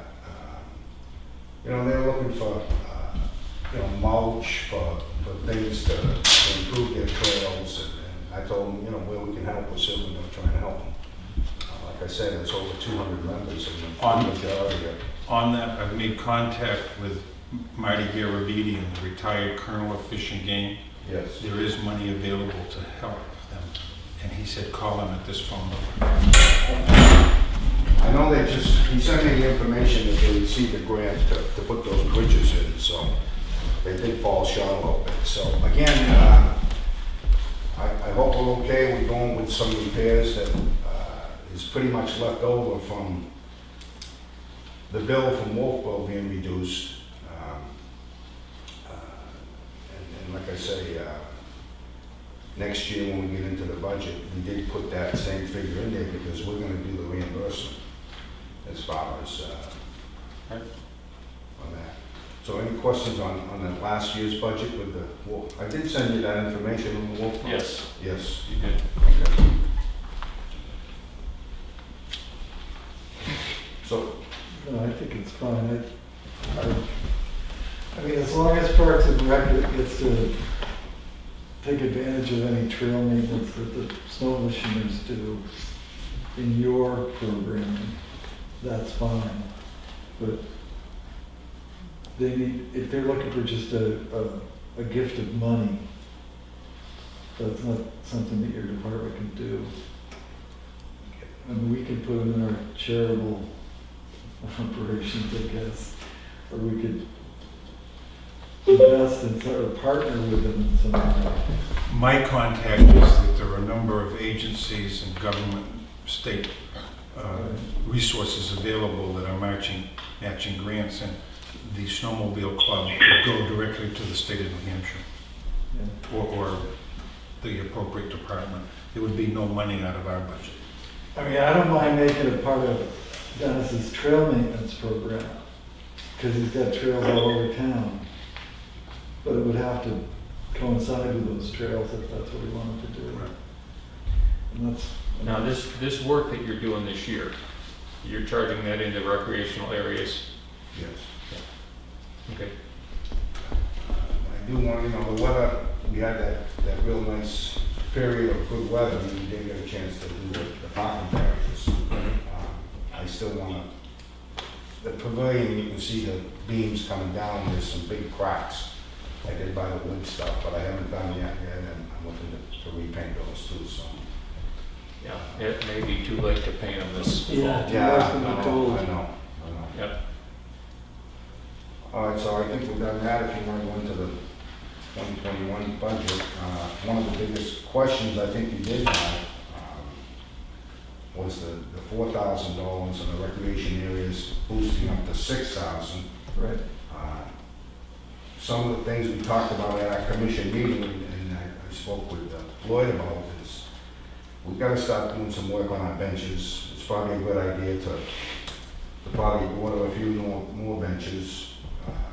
Yeah, there were two that we locked Two up, that actually, that were not safe, that we locked Correct. off. Yeah. The chief did bring up a point that our signage, especially like at concerts and stuff, they come in from the street instead of the parking lot, and there's no signage there. So we'd like to try and put a sign there with the same information that's in the parking lot area. I think the lighting is something we gotta really look at, especially when concerts get out. It's pretty dark down there. And hopefully we get a light for the flag. There's still some tree trimming. I do gotta call into Lovering. It'd be nice to get in there and just kinda clean up all around the parking lot and stuff, because there's some branches that are really kind of sticking out and kind of, Yeah, there's some dead trees there. yeah. And then certainly the increase, we'd like to, increase some of our equipment, basically the cornholes and volleyball and horseshoes and things like that. So I think that was the biggest increase, 4 to 6, was the questions you guys had last time. Outside of that, the commission went through the budget and pretty much, it's as you have in front of you. Any other questions for Dennis? Well, I think the other issue, I mean, just to go back a second on that storage container, if she comes back with me from an $8,000 piece to a $4,000 piece, I mean, what's your pleasure on that? And we've exhausted all of the notions of the shed at the top of 171, the Tupperware corner. That's full of tables and stuff like Okay, that. I know that we talked about a number of different places. But now we're back to the So storage the container. equipment shed is full? When we were there, Well, we went up to the barn and, I mean, it's looking pretty full, The barn? but What, the barn up on ledge, right, actually, it's right on the, opposite Phineas Graves Road. the yeah, old yeah, tractor the shed. the old equipment shed, and that's full of stuff already? And there's nothing available at the transfer station. He's got all the Quonset hut full of Yes. whatever he needs. so I mean, when I get the bid, I'll present it to you guys and you can decide. Yeah, I Yeah. mean, I think sooner than later would be better. Yep. We're gonna do it, we I keep was it hoping in, to have it for today. if we get it, keep it in 2020, I think. Yep. I'd be Yeah. happy with that. Well, And where would that be located? We talked at the transfer station quite a it bit. would be stored at the transfer station, it's portable. Yeah. And it could be used for not only Parks and Rec, but other stuff too. I mean, You know, we're gonna be maybe having a police station move some, when it's not in use, Well, for storing his equipment. that's, yeah, but that's, And the police department uses storage containers. that's a whole separate issue. It is another separate issue, but he mentioned, something. Well, I listened- all I'm saying is if they need temporary storage for stuff, just like when we did the library, then they bring the temporary storage and they put the stuff in it. You know, if it's something that we need as an ongoing thing for the town, that's one thing, but the idea that, well, we might need it, so let's get it just in Well, it'd be nice case. to have all of the park Dennis's stuff in one spot, Yeah. as opposed to scattered Yeah. all over the place. And for one more year, the lines that go into 20 Mile Bay are being stored in a private garage, right? And those people are Right. slowly retiring from that business, so. Yeah. And my wife was on me coincidence yesterday about, of course, 6 lines in the back of my house that Yeah, she wants to get out of there and put on the school, but the school and stuff could be simply stored in that storage area. Right. So I don't think it's a temporary storage, I think it's stuff we need. Yeah, I think Bill was talking temporary for the police department. right, right. I mean, if it's something that we need, we have a legitimate need for, Yeah, on an ongoing basis, that's fine. The question that I would raise with respect to placing it is, if this is stuff that's used down at the waterfront, maybe the place to put the storage container would be down at the waterfront. So then when you bring it off, you roll them up on spools, you put them right in there, you're not dragging them up to the other end of town. That's a possibility. Of course, yeah. yeah, I mean, the other complication is the transfer station's only open 4 days a week. and Yeah, It could be that Parks and Rec needs to get it in there on Friday. He So knows now what you the got key is. keys going around. all right, I'm gonna move the Parks and Rec budget, Can I- 4520. Can I, Huh? can I talk about it just for a second? Well, Go I'm ahead. gonna move it. Chip? I'm gonna move it and then we can talk, Okay, or we can No, no, continue no, talking. go I- ahead. Go ahead, go ahead. Uh, First motion. In the amount of $56,811. For purposes of discussion, I'll second. Okay. Go ahead, sir. I'm not gonna belabor all of the lines, but if Dennis's plan is to monitor the uses of the Wolfboro Parks and Rec Department and reimburse people for that use, I'm gonna make a motion that we increase line 1 from $18,000 to $18,300, and the bottom line would then become $57,111. I think it'll probably take more than $300 to just do that part of his program. But I can't, I've enjoyed the amount of work that he's gotten done. Yep. If he adds that task to his work as well, then he's not gonna get as much done as he did last year. So I'd rather increase his hours by $300 or whatever that works out to. And the bottom line would be? $57,111 is what I have. I'll second that. Any other discussion on the motion? All those in favor say aye. Aye. Aye. Okay. So the new line item for 4520 is $57,111, correct? That's correct. I'll make that motion. I'll second. All those in favor say aye. Aye. I thought we just did that. We, I think you voted on the motion and then we voted on the whole article. Okay, yeah. do you have something else? I don't.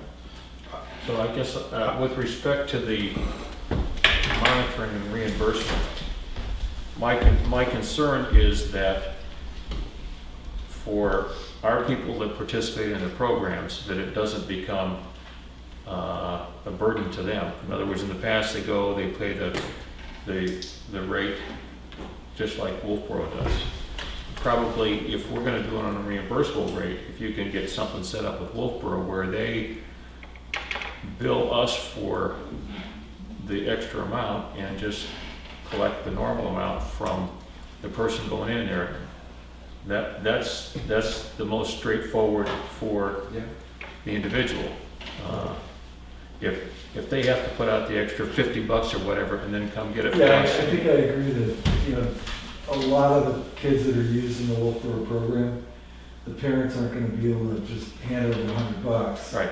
And then wait for the bureaucracy in Tuftonburg to reimburse them the Right. 80 or whatever that would reimburse them, so, yeah. I mean, it would be a lot more work on their part. And I think what they did, it really had nothing to do with the attendance figures they send us. They base it on the census. And the last one was 2010. Right. $6.98 per person, Right. which they said was gonna go up. So it really had nothing to do with how many people participated. I understand. I mean, if they agree to bill us each time someone signs up, whether it be for a full pass, ski pass, Yep. that's fine with me. I just don't know. Well, the other thing is maybe what we do is that you collect the money from people from Tuftonboro and forward the portion to Wolfboro that includes the additional. I mean, my concern is because we have people, a lot of the kids, as Chip says, that may not have a lot of extra pocket money there, if they have to pay a higher fee than what they've been used to paying and then wait for reimbursement from the town of Yeah, Tuftonboro, then maybe the kids don't get to do the thing. the kids just don't get to participate. And try and set a meeting up and throw those options at them. See if they would. Yeah, and I think, Wolfboro, as much as I bitch about them, certainly we were fair this year. Yep. And I think, my memory is that we were over $20,000 back in the 90s and the early 2000s. So the 16,000 isn't like a budget killer from my point of view, but I'd like, as Dennis, with more accountability. I mean, how many kids are using the program? What's the real cost? And if we have to do it the way Dennis is describing, that would give us the real cost. Yep. But it would take some effort to do that. Yep. Okay. You know, We charge Wolfboro residents for our program? Do we have programs that we charge? Hopefully in the future there will be. I guess we'd have to leave it up to you. If it becomes too onerous, that kids are gonna end up not getting to do the activities, then let's go back to square one. Well, at the very least, if where we end up is continue providing them with this population-based charge, but they can track the participation for our people. Right. That's good information, valuable information for us to see. Whether we pay, you know, by the person participating, or we pay the fixed amount and they give us the stats and say, here's how many of your kids participate. I mean, when we deal with outside, particularly social service agencies, you know, they track information on town participation. It isn't tied specifically to how much we give them, but it gives us and other people in town a sense for how much utility that particular activity is providing to the town. And don't lose sight of the fact that the individual you're talking to in Wolfboro, their Parks and Rec person, has the same struggle with budget that you have. In other words, you have to sell the selectmen have to sell the budget committee on the idea of spending money for certain things. They have the same dynamic in Wolfboro. So it's not going to be, although it might be more, they might not enjoy the task, they will understand why. Because you're trying to justify it to the selectmen and the board and the planning board or the budget committee. What do we get for 16 grand? Well, I think your point is would see what we actually will be paying in reimbursements, rather than just use that figure of $6.98. Well, we understand how they arrived at that number. Is it an exact amount that it costs them? I would say no, but it's an understandable rationale for how they put the charge where it is, based upon the population in Tuftonboro.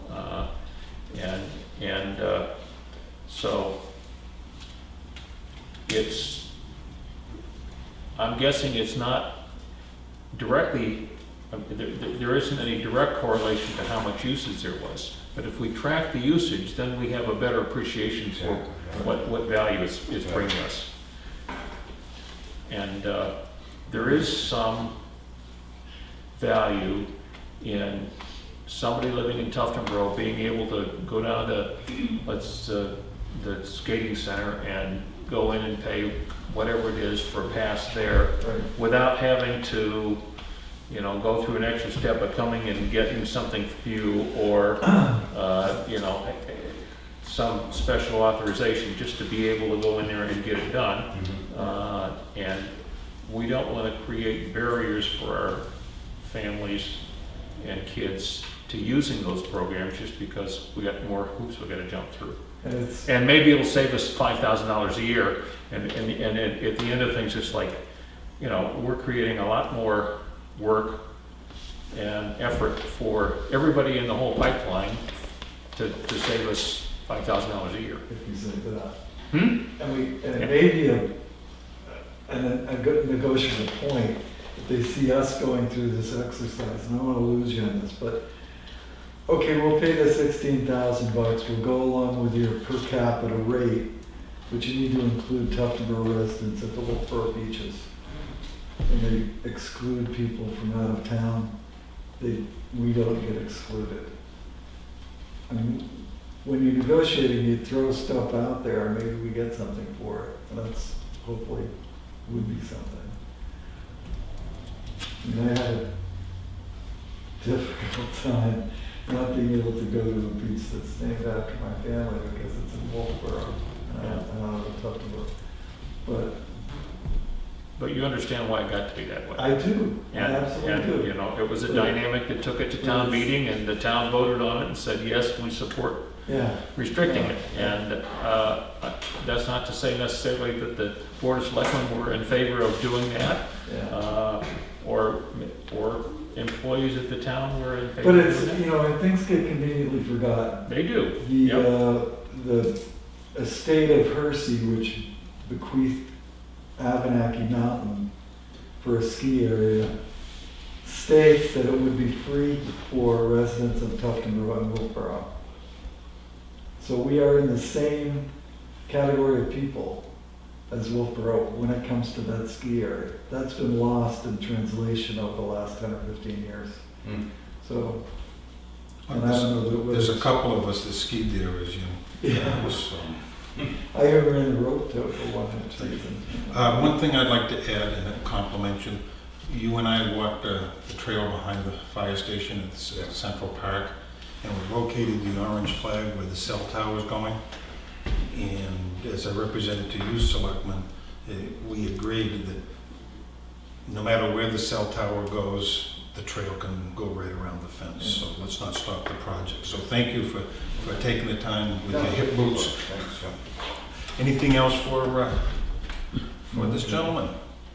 Okay, sir, thank you. Be safe, my friend. Next person is Steve Wingate, Conservation Commission. Is this Scott? I'm Scott. Are we gonna deal with Scott first or after? What would you like to do? I would get that done. Okay, Scott, We have why don't you give your name and address to the... I'm Scott Urquhart. Here speaking on behalf of my mother, Mary Ann Stockman. She's currently in Florida, or she would be here also. I'm Lloyd Wood. Nice to meet you. Bill Markison. Nice to meet you. Mary and I used to ride the school bus together. She was in my brother's class. So Oh. we're all family, kind of. So, Go ahead, speak. so we're having a bit of a battle in Wolfboro, and their RID and some use of intimidation with the town, threatening to take the land. What it is they have their plan up on the 35 acres or whatever it is up there, and then a bunch of pipes that run down into 19 Mile Brook, and our property line is the front of 19 Mile Brook. So they've applied for a DES permit, dredge and fill permit, to dig up 19 Mile Brook, to have the pipes hidden under the stream, so it comes up inside it. I've been dead against this whole treatment plan, well, from day one, but my family, they let it happen. So They sold the property, right? they sold the property. Right. Yes. So they've come to us with an offer to buy this 5 acres that I show you guys here.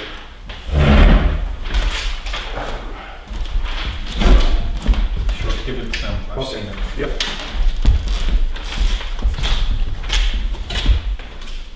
This 5 acres right along the brook, so that would be the proposed new lot that they're And this buying. is the lot that you have. This is ours. This is my mother's land.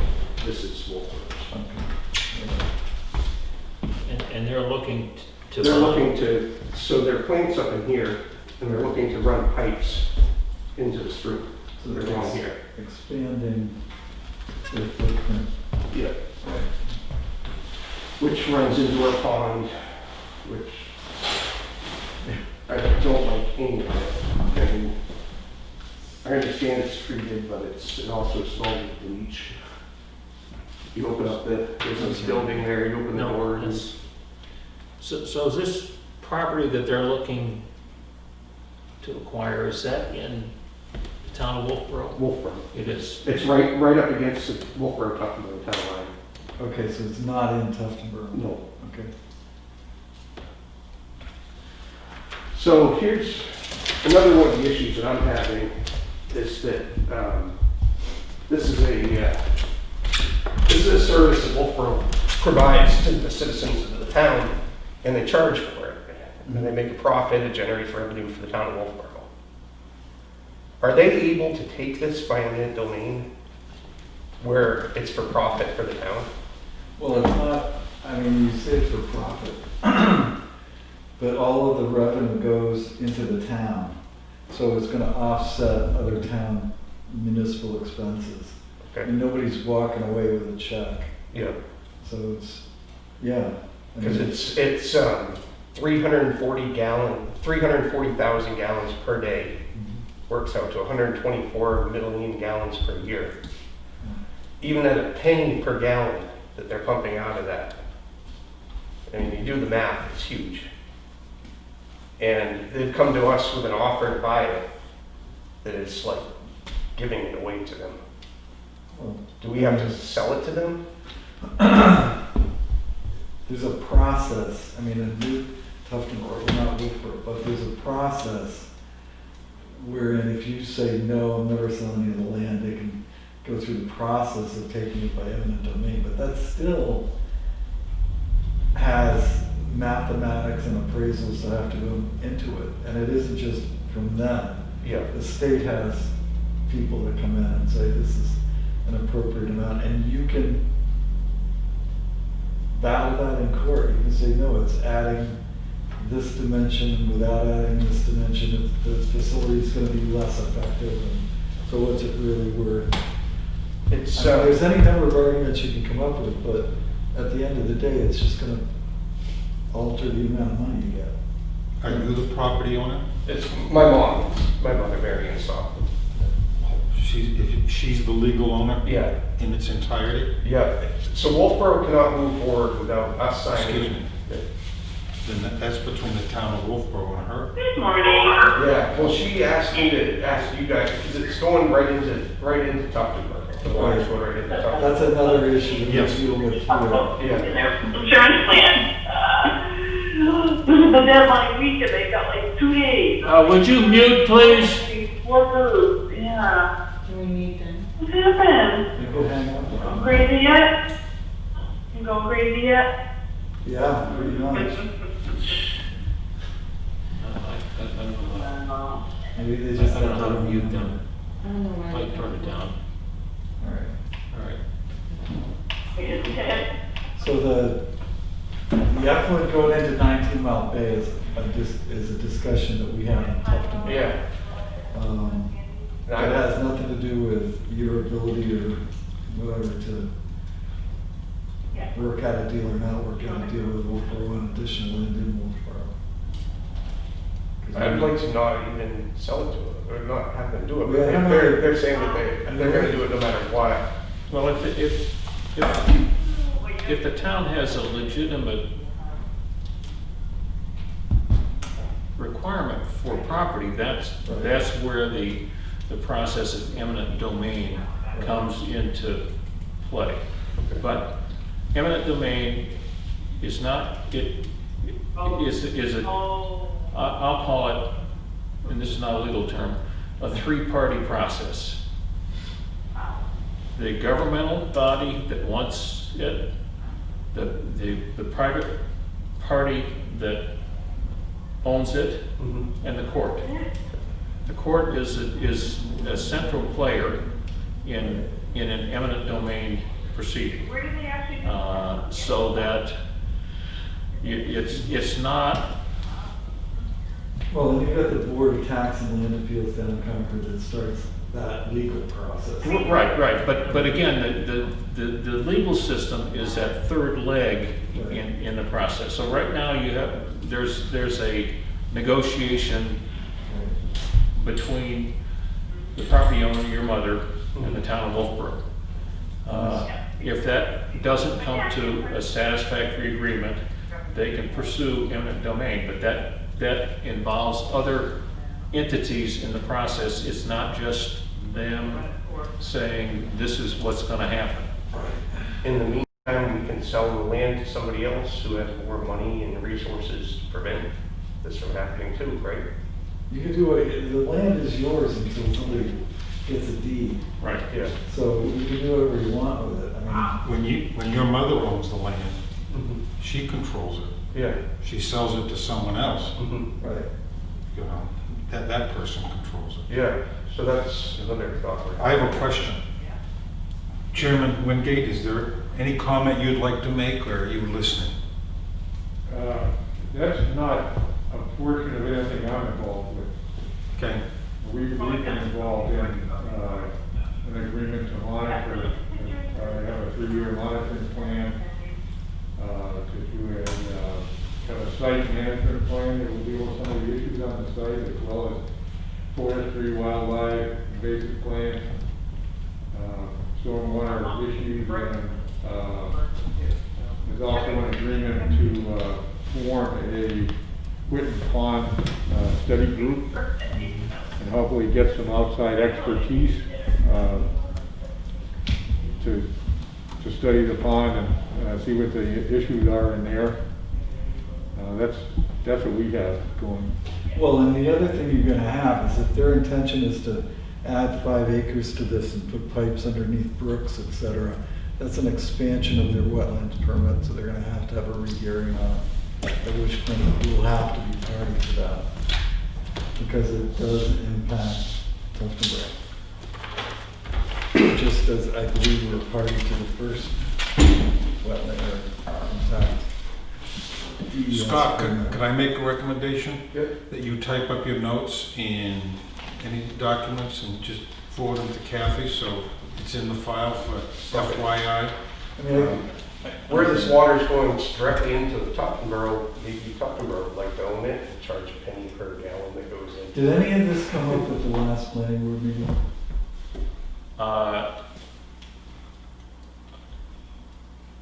My recollection is that Dave Ford did say that they were negotiating with the adjacent property owner to purchase the parcel on the other side of the river from where they're operating. I think he made that statement, but there was no discussion beyond that. And any work they do with respect to putting the pipes into the river or whatever has got to be incorporated in their DES permit. Right. So there wasn't anything specifically discussed relative to that I recall. I really don't, I went out and I walked the line where they want the land, and, I mean, there's beaten game trails through that, the wicks and trees that across that stream that I've been there for hundreds of years, and it's just, I really don't even want it. I'd like for it to go back to the way it was when my grandfather was alive, but. Well, that happen. ship sailed when your family sold that land to the town of Tuftonboro, Yeah. to the town of Wolfboro. So, and that's not going to walk back. No, I understand that. And but with respect to negotiating with the town of Wolfboro, and I don't know that has your mother retained counsel on this? We're in the process of Yeah. it. So that's Fine. an idea that might make some sense. Yeah. Okay, Scott, thank you for coming in. I'm going to move on to Steve Wingate. Please be safe, and feel free to submit some paperwork so it can be in our file and matter of record, okay? Okay. Okay, you be safe now, okay? All right. Yeah, thank you. Okay. Mr. Wingate, come on down. Before we get going, that was my mistake this morning. I opened my email in my conservation account. I thought I was in my inbox. Oh, Uh, it's okay. One of my frequent senior moments. Okay. Also, we're having trouble using our GoToMeeting account Okay. because Linda is the organizer, Okay. and we're trying to have a meeting tonight. Would you work with Steve to set up a new account this afternoon? I can find out how to go about doing that, yeah. Okay, we've been told that you as the town coordinator have to help us do that. Okay, So I go to the meeting.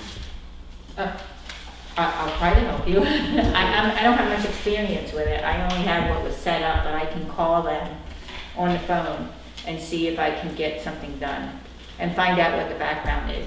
But I didn't realize you still didn't have it. Linda was gonna work with Jane and try to get it done last time I heard. I hadn't heard that you Everything's didn't get it. going well. It's not going well, okay. So I will make an attempt when I get out of here to do something with that. Okay, is there a time that Steve could talk to you? What time do you wanna? I'm available all afternoon, so you just let me Okay, know. so let me call them and see what it entails, and then we'll go from there, Okay, okay? I'll give you my number. Okay. 603 Mhm, 502 mhm. 8254. And you're Steve? Yep. But those who don't know, Steve Secretio, our vice chairman, who's been really helpful in taking on a lot of the things I'm struggling to get done. Great.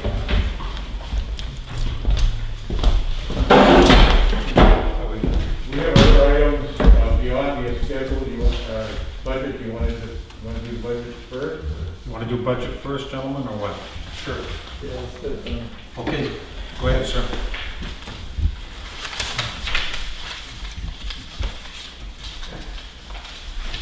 I think you may have non-public for us, is that right?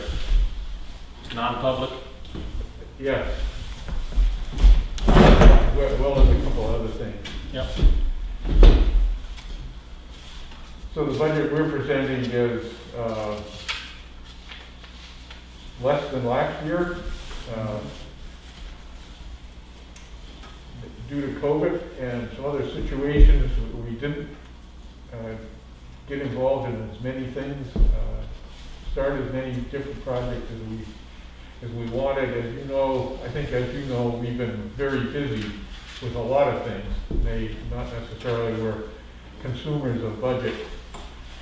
So we scaled back on our budget request for this year, primarily in administrative assistant time and in some of the other programs like education programs that we haven't had the opportunity to attend.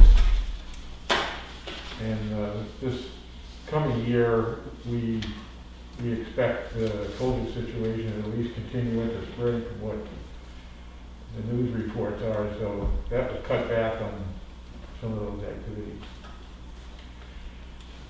Any questions? yeah, line by line. Go ahead. So, where was I? I got the publications and conferences, the education, postage is going down because you don't feel there's gonna be as many meetings. But the, miscellaneous, no, that wasn't it. Just fogging up here, sorry. The, let's see it. Sorry, Steve, I printed out the So- whole thing. So if I can jump in here, well water testing.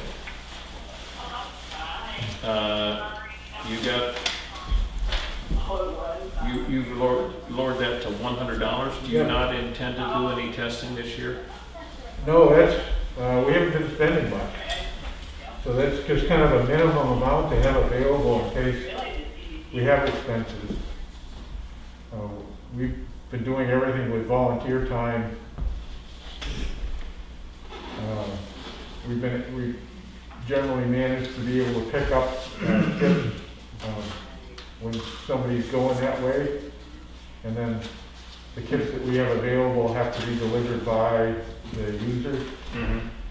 And that's largely because unless we go to a private contractor, we can't have large programs anymore.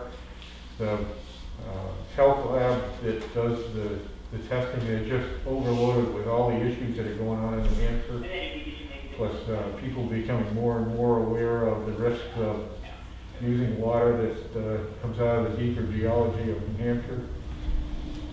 So their budgets haven't gone up.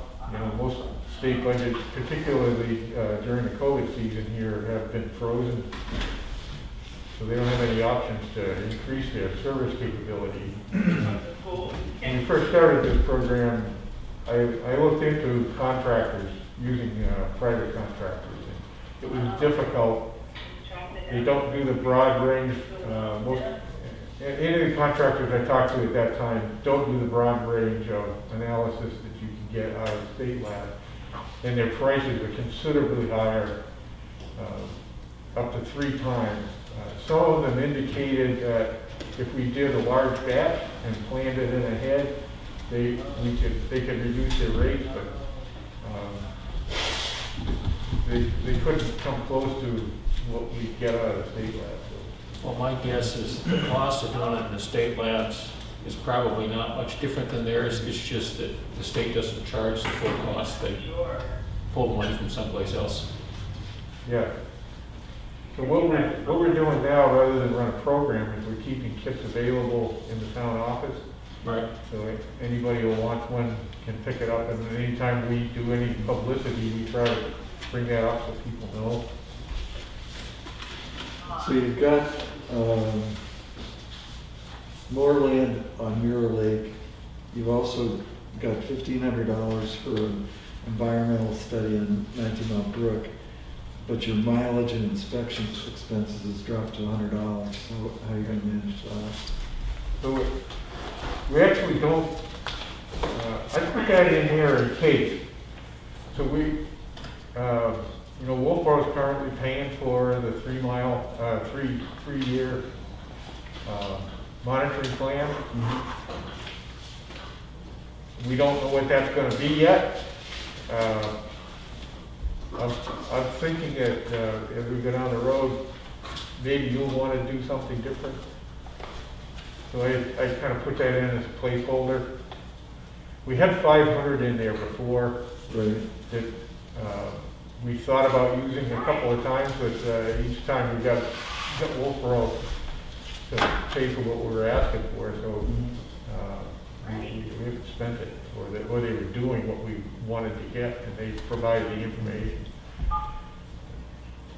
So that could go away. I'm happy to have the $1,500 there, because unlike you, I don't believe Wolfboro does everything that we want it to do, and probably you're gonna have to spend some money to get what we want. The mileage and inspection number of $100, I think, is light, but if you think you can live with it, I guess that's fine. Well, and again, we're using a 5-year look back, Yeah. right?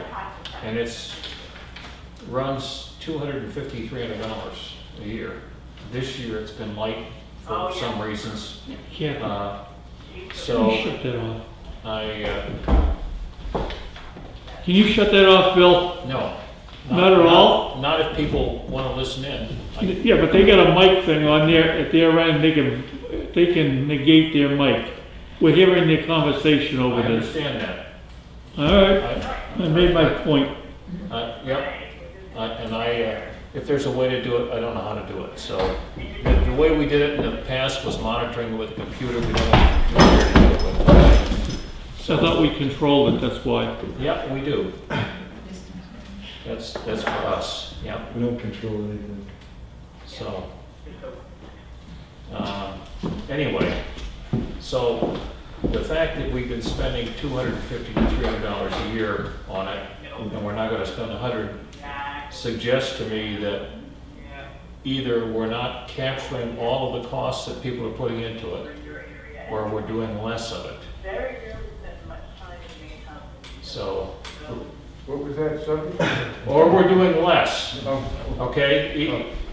If If it costs us $250 or $300 a year, year after year, in that particular line item, which is mileage and inspection expenses, and then we're saying we're going to $100, either people aren't getting reimbursed their mileage, or we're not doing the inspections. Nobody's been applying for mileage. We're doing inspections. Basically, everybody just volunteering the mileage to do it. Well, it's, Kill that if you want. No, he doesn't want to kill it, he wants to increase it. You're going the wrong way, Stephen. Yeah. right. You spent $500. He wants to increase it, he doesn't want to kill it. He's asking you to make sure you have enough in there. Okay. All your people put a lot of time and effort into it. One of the things that we do is we reimburse expenses, and if you have people that aren't putting in for the reimbursement, I think that's unfortunate for them, because it's an extra burden for them. Yeah, maybe they say. Well, let me explain a little more. Right.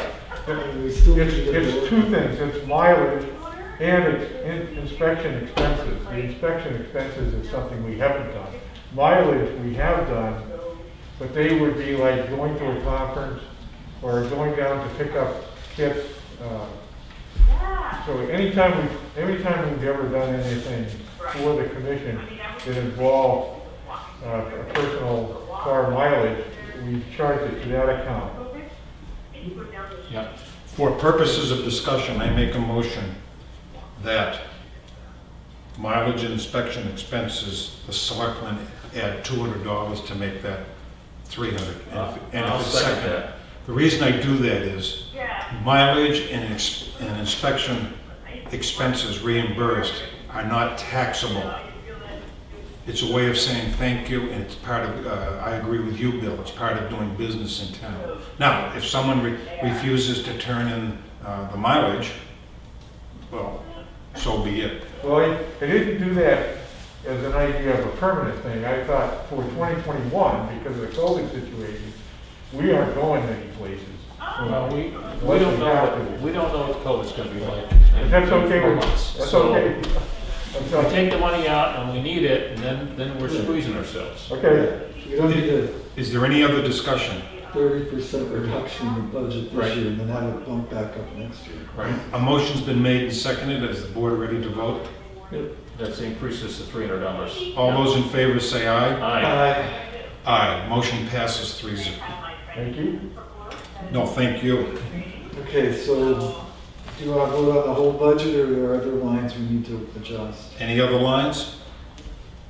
I mean, I don't know how little work there's going to be, but I know that there's considerable offenses going on in the environmental world of Tufton Borough that the conservation might get involved with.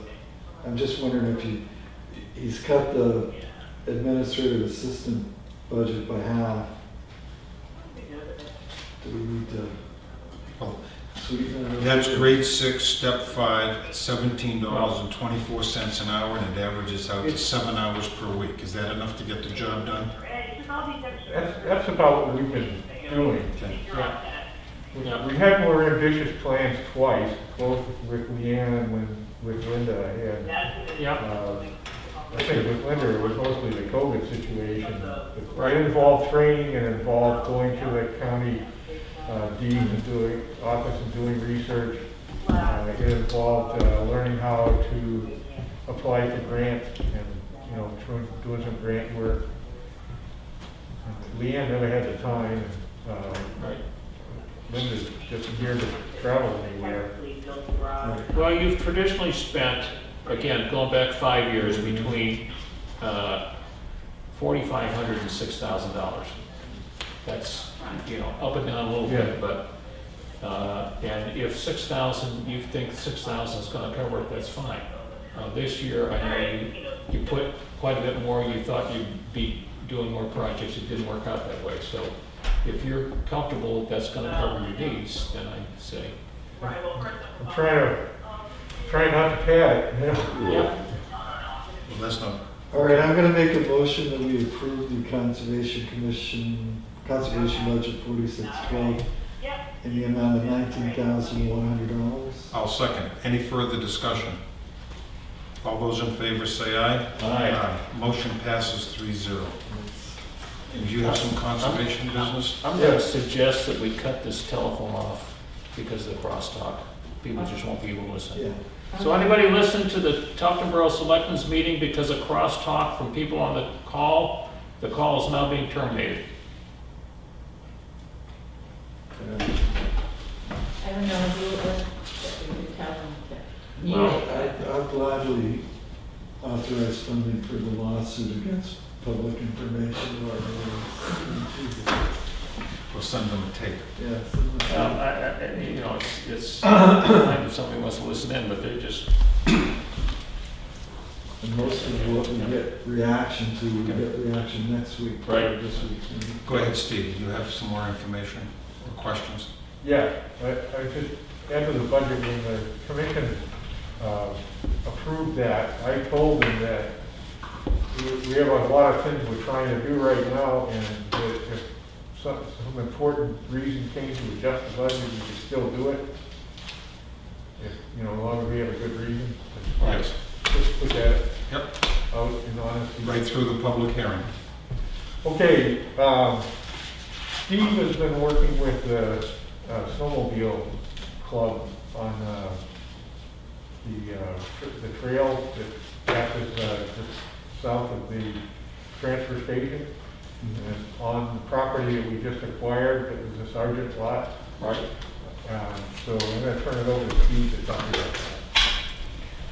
Look, just so you guys know, what we've done is we have Great Meadows now, which is huge, and we have two entrances to it. We have an entrance up by the transfer station, and then we have the entrance off side of the road. Just for clarity, we've been calling the entrance by the transfer station Great Meadows North, and then the one down by the highway department garage, Great Meadows South, just so that when we talk about it, we know which one we're talking about. So I have here what we're proposing is up past the transfer station. The logging road that goes through from the transfer station to the power lines is really starting to get eroded from vehicles and ATVs and wheeled vehicles using that road. It's starting to get rutted and kind of worn out. So the Wolfboro Snowmobile Club has a trail that runs from the power lines through the logging road and then into the sergeant lot on the other side, Steve, I believe, yeah, the sergeant lot. So we met with them, and we went up there and met with them, and we kind of asked them to be kind of stewards of that section of the road. And they're concerned about the erosion as well. So what we're proposing is to put a gate. You can see on this map, there's a red line that goes across the logging road way up by the woods. And we're proposing to put a gate there to limit the access of wheeled vehicles going through that property to keep that road in relatively stable condition the way it is now. And we met with the Wolfboro Snowmobile Club, and they're willing to put the gate in, the posts in, and do all the labor to do it if we purchase the gate, which is about $125 to put it in there. And they would put in three-post system where there would be two posts to hold the gate, and then another post further off to allow pedestrian traffic to move through without any hindrance. And we picked a spot way up by the woods because our goal would be to keep that spot by the field open, so if people wanted to go up there, they had a place to park their vehicles right near where the gate is. So that was the proposal that we have from them and us, and the Conservation Commission is in favor of doing that. And we can pay for material out of our budget. Yes. So access into that point from the transfer station side is only available 4 days a week, is that correct? That is correct, yes. But I was up there a lot this summer. It's one of the things I did that we wanted to do with our team, the Conservation Commission, and,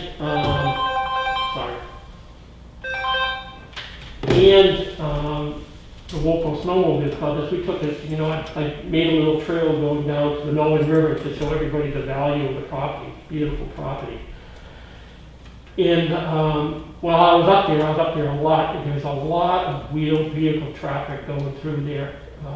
Vehicles, I don't know the purpose, they go up and they come back. There's also a lot of ATVs that are running through those old logging roads that are really starting to tear up and rut up the infrastructure in there that we really want to protect and kind of let it regrow. So that was our reasoning for doing this. The club just put a gate at the power line where the trail starts at Sodom Road or comes across Sodom Road, and because that landowner there complained about the increased wheeled vehicle activity on his property. They were entering that way. So it's going on in that neck of the woods, so to speak. And there's all those old logging trails, and skid trails out here. Are those trails posted? No. That'd be one thing that they would also do. So, They would I mean, also-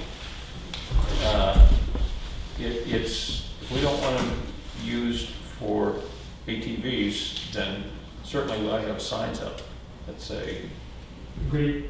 you know, no ATV usage. Yeah, they would do that as well. So as part of their stewardship on that property, they would post that property to no wheeled vehicles. And then those gates get open in the wintertime, for Yeah. the snowmobiles, and then they're closed in the off-season, is that right? Steve would also contact the adjacent property owners that back up to that Sergeant lot to explain what we're doing and offer them access through the gate if they need it. I have a couple Is this all positive, fenced off? I'm sorry. Go ahead. I have a couple positive things to add. You heard my comments to Dennis, the rec director.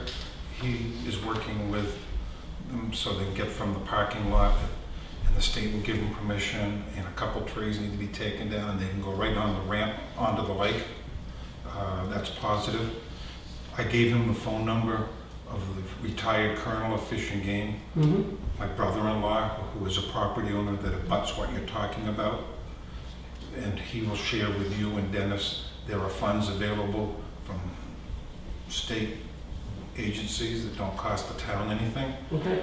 Also, being a guy who knows how to enforce the law, while I was at his house yesterday, two guys that he hired before he retired stopped to say hi. Our woods are meant to be used and enjoyed.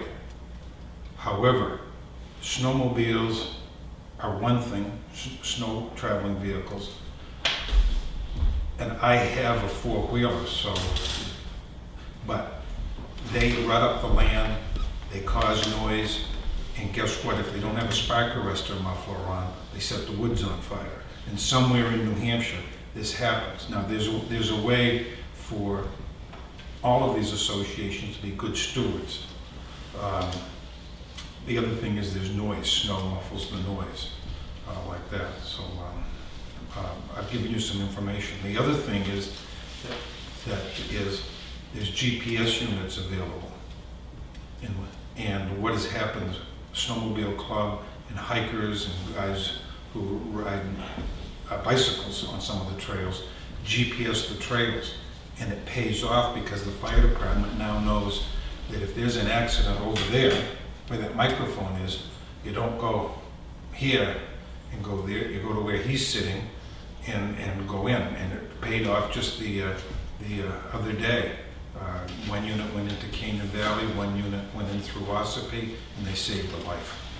So I've given you a lot of information. Please continue. There are people out there that will work with you. Okay. Okay, is this area fenced? Was that, I'm sorry, Chip? Is it fenced? It is not. There is a fence way down by the circle that's there. That kind of goes across the field that's been cut open for vehicle traffic to go through. But that's on the other side of the field that we want to keep available for pedestrians or for I just people to wonder, park. I mean, are they just gonna drive around the gate?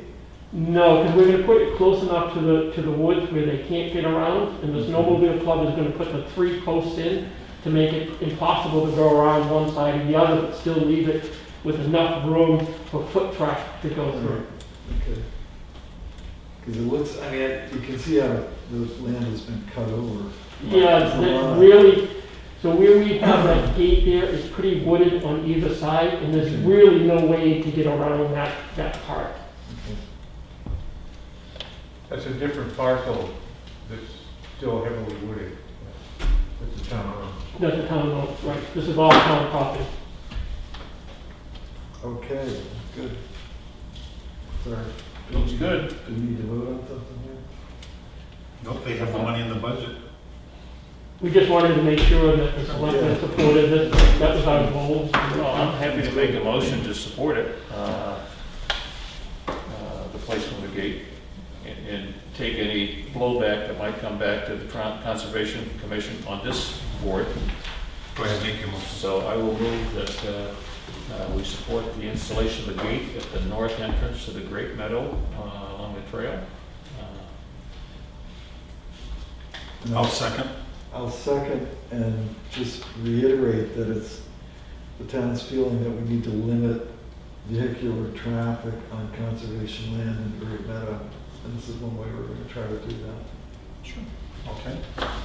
All ready to vote. All those in favor, say aye. Aye. Motion passes 3-0. Next item is Mount Pleasant.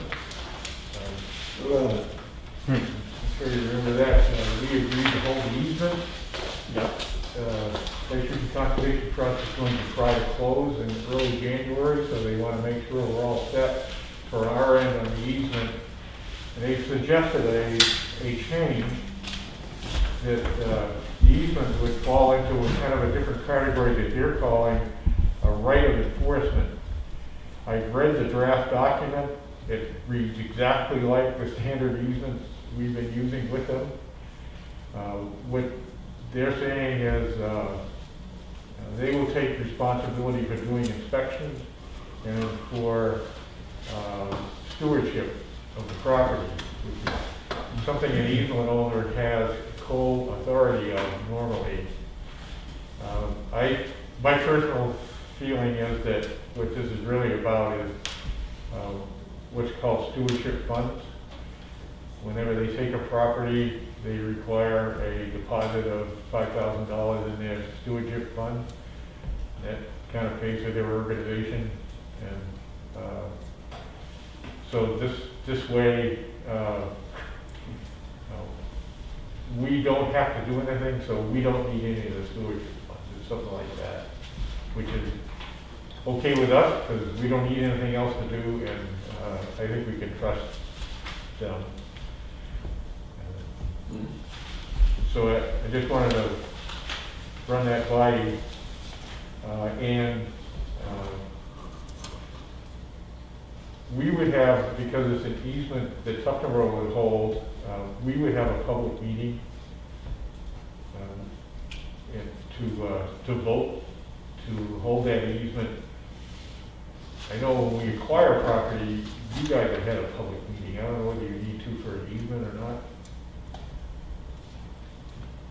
We'll research An it. easement is real property. Yep. Yeah. I don't know, we'll have to, Is that something we need to go to the planning board about?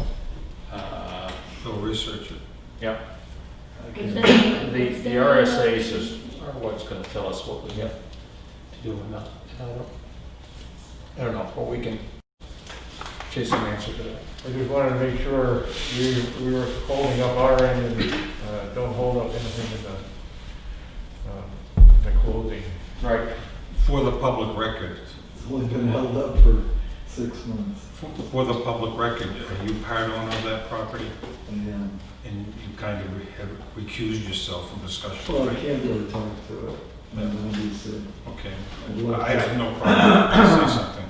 I'd love to muscle you guys into doing all kinds of things to my benefit, but it's not part of the job. Right, well, you're a straight shooter that way, so. Anything else, sir? Yes, we have another easement in progress called the Lowell easement. I probably told you about this, I'm guessing 3 years ago. This was Kate Nesbitt's sister property.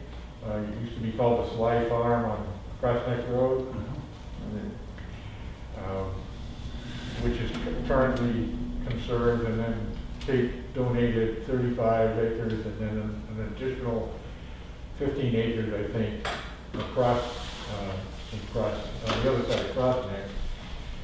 And now the Lowell family wanted to add an easement to the bottom part of the farm, which would connect that property with the lake, kind of like a wildlife corridor. And that was started by her sister, who since has passed away. And so it was a kind of period where nothing happened for a while, and now her husband, Gil, is back on it, and Kate is helping them with it. We've seen the document, which looks good, with the things they want to add, and currently working on a map to show what's actually involved in the easement. So that's, they would like to finish that by the end of the year. I'm not sure how that's going. I'm just bringing you up to date because it's been such a long time since we discussed it. Are there any costs for your committee, or are they bearing the cost? There'll be no cost other than recording the deed for us. Okay, is that it? I have one thing. Bill Starkman, former selectman, has some comments and suggestions about Cheney Farm, all positive, and I said I would have you talk to him directly. Actually, Steve's our contact. Okay. Bill Starkman, former selectman. Okay, Go introduce yourself, use my name. okay. Nothing painful, nothing bad. But, I don't know whether you guys have read it or not, but I just forwarded you the latest update on that farm. yeah, we have their comments. Yeah. So, yeah, I'm staying pretty close to them. Sure. They seem like they're a willing partner. with Oh, you they're folks. awesome. Really, we couldn't have asked for better stewards of that land. Well, actually, you guys have two successes, that and the Hersey property, the Dawson camp. So, nice job. Pat on the back. All that we do is positive. We didn't do it. Well, it happened on your watch, my friend. Okay. Now, you have something non-public for us. at Yes, some we'd like point. it if we could. Okay. Do we want to finish our public session and then ask him to wait a second? Yeah, I think Yeah, it would work logistically better if we could do it at the end of the meeting. Can you hang around for a little bit? Okay. Yeah. Okay, well, thank you.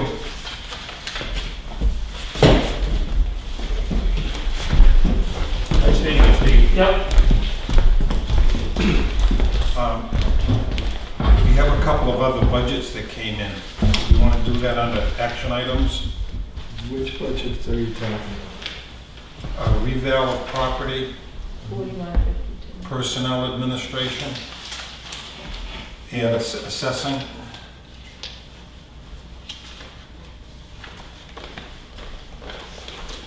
We don't have our assessor here, so Okay.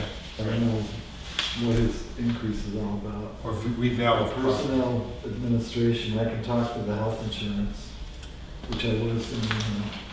Do you want to do it now? That's fine. Okay. You have the floor. Okay, we did a pretty exhaustive research into, into the insurance costs. Tried to get involved with Aetna, who just took over the state's policy, but our town's too small, with not enough people. We also explored increasing the deductibles to a large enough extent that we could drive the price of insurance significantly down. And I couldn't get to the balance point where it worked out in our favor. We'd still have to have accumulated over $100,000 worth of money in the bank in order to match the increased deductibles. And at that point, we're only saving, I think, $80,000. So I could never get it over the break point where we'd save more. And part of that is New Hampshire, for whatever reason, has a much less competitive marketplace than, say, New York. So I was only dealing with two companies, and one of them didn't allow that kind of activity at all. So the long and the short of it is, I'm going to propose that we continue on with our current health trust plan. It's the cost for providing health insurance for 2021 is going to be $296,091, which is a $1,268 savings over last year. And yeah, the whole budget, we can go through all of them, but we did look at dental, Social Security and retirement are based upon wages, as is unemployment and longevity pay. and separation. So the rest of the items here are based upon salaries paid. The long and the short of it being that we were asking for personal administration to be $613,251 versus last year's $632,736. So a reduction year to year of $19,485. So the only question that I have as I look at everything here is that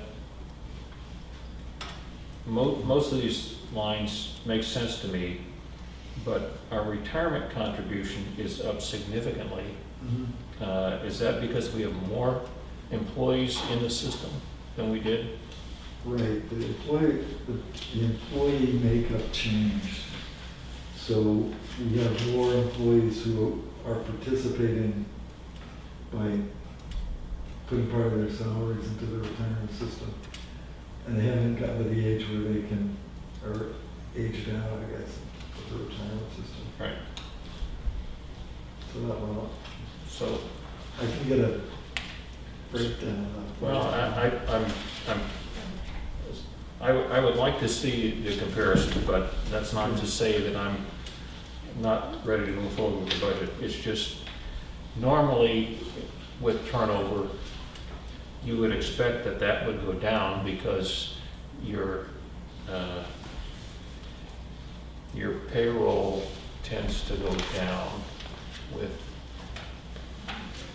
new replacing Right. old. Well, I know that, and there have been some changes in the retirement system, so I'll have to look at that one Okay. closely.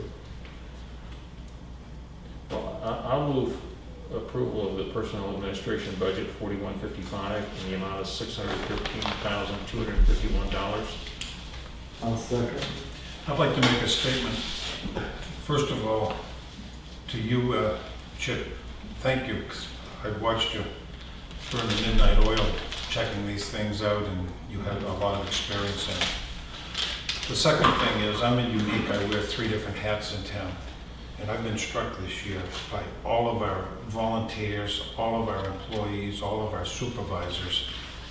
Just the extended courtesy, the professionalism, the safety. I'm in a unique position to see a lot of things behind the scene. Perfect example is our fire chief and our captain for 2 years in a row did not take a merit increase. For each individual, that's $10,000 that as long as they work here, we save. We figure their retirement is a percentage of that, FICA's are part of that, all these other social securities all a part of that. And as long as they stay here, we're ahead accountability wise. So, anything else before we vote on the budget? All those in favor? Aye. Aye. Aye. Motion passes 3-0.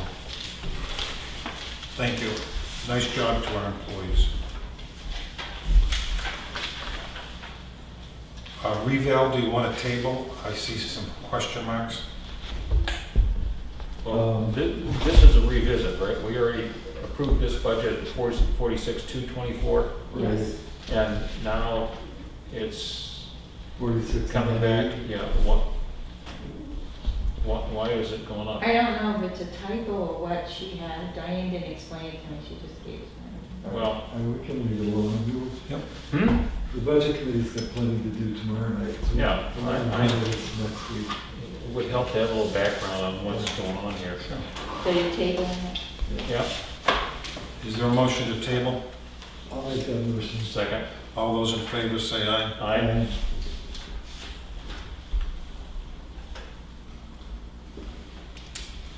Okay, signature file. That's this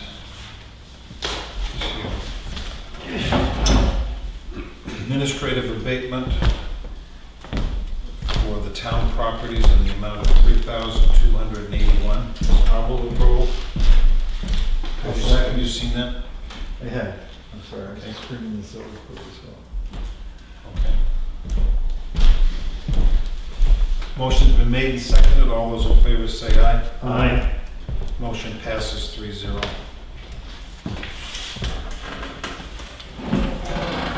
Next is the 2020 Equalization Municipal Assessment Data Certificate. Has everyone read it? Yep. Any questions? I'll move approval. I'll second. All those in favor say aye. Aye. Motion passes 3-0.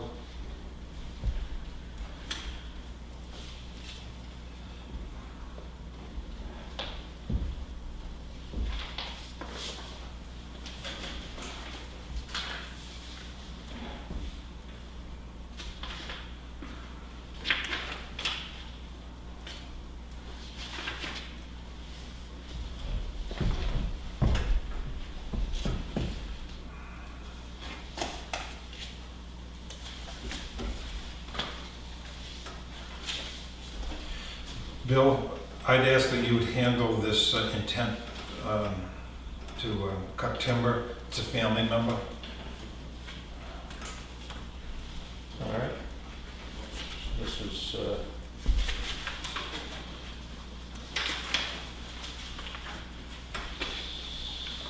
actually a yield tax levy in the amount of $937.20 for a map and lot 59-2-20. I'll move we sign it. Second, all those in favor? Aye. Aye. I'll abstain, it's a family member, All right. but I'll still sign it. Nope. I did on the intent. Yeah. There's 2 spots to sign. Yeah, I think he's getting both. And you're not gonna sign this, Jim? I will. Just won't vote on it.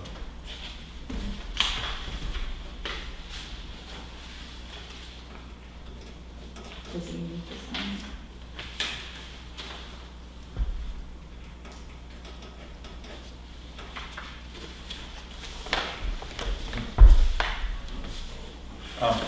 The next item for signature is 104 Sodom Road, map 15-2-25, and it's land use change tax. Have you folks read this? I'll move approval. I'll second, and yes, I didn't read that, but I'm aware of it. Yeah. Is it appropriate for us to be doing land use change tax? Or is this a piece of land that... It no longer qualifies because it's too small. Yeah. It's not a change to not attached to a contiguous piece of property. That's why it's not eligible for current use any longer. Okay, the motion's been made and seconded. All those in favor say aye. Aye. Motion passes 3-0.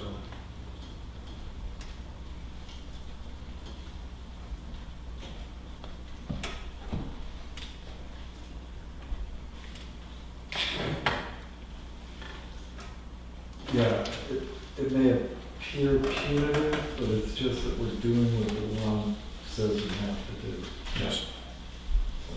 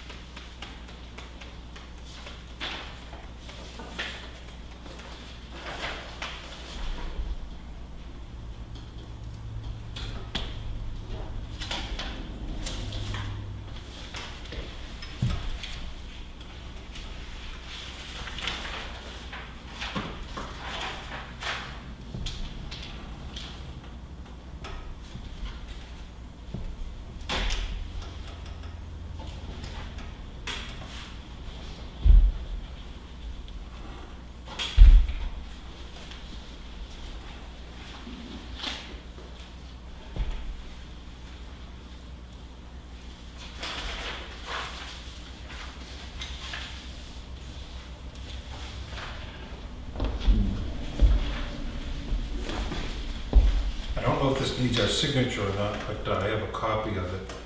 It's to the Board of Selectmen. It's from, how do you pronounce her name? Joia Hughes. This is the grant writer. Julia, yeah, Have you had a chance to read it, Bill? I looked it over, yeah. Okay. I don't see where there's No, a she, signature here. What would you like to do? well, excuse me, she had talked about providing us with some sort of a document to Mhm. sign. That is not this document, this is just her credential, if you will. So I think that's just information. Okay, I'll put it under correspondence. Well, I think, does she need a recommendation to be hired? I don't know. She was gonna put some sort of a memorandum of understanding or something together that we would, Yeah, Isn't that this gonna is be? just to give you the yeah, her engage with her. credentials and what she normally charges before she does that. Right, but isn't, I think the, isn't each grant situation a little different?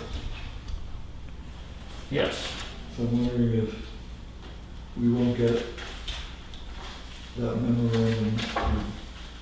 with each grant, well, maybe that's the case. But I guess we could have, I mean, I'd like to hire her and get her started. Yep. So maybe we could have Kathy just check with her and see Sure. if she can figure that out. Do you want to make a move and hire her? Or what do you want to do? Well, we want to make sure that she's given us everything she's going to give us before we do hire her. Okay. Well, the fellow she's replacing, Zach, when I asked him what his fee was, he said the cost of researching the grant would be included in the grants. His fee is 10% of the face value. But he gets it out of the grant. Mhm. So the grant assumes that, and so, and it's, I don't know if it's statutory, but all of those government grants involve Right. that. So it isn't as if we can negotiate. Right. Okay, we'll deal with it the next Monday we meet. Okay. Anything more for signature?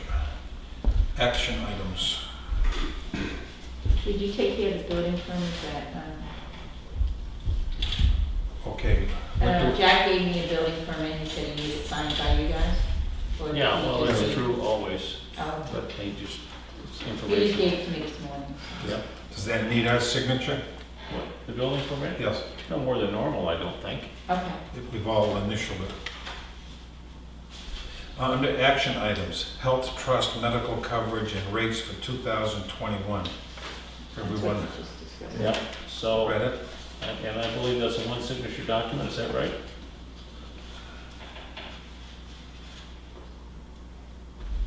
Yeah. that's- Yes. So I'll move that we have the chairman sign, I'll second. Under discussion, the cost is, the single person is $874.97. One person is $1,749.95, and a family member is $2,362.43.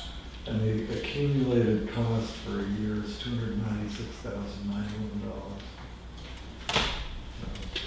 Any further discussion or comments? Motion to direct me to sign this. Just been made and seconded. Made and second, all those in favor say aye. Aye. The motion is 3-0. It is for a member duly authorized.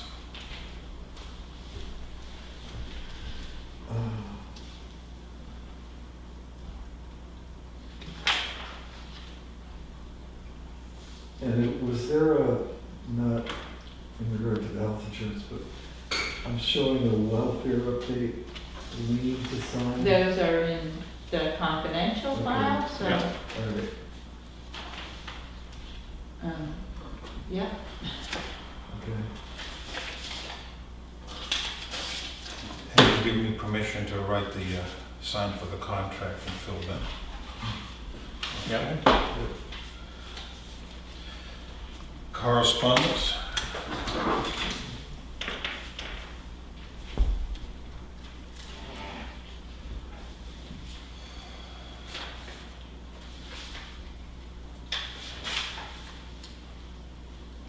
Land use change tax we've done.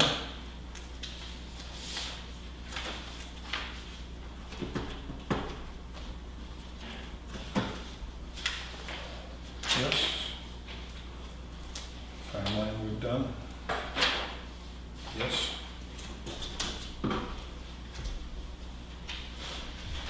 Okay.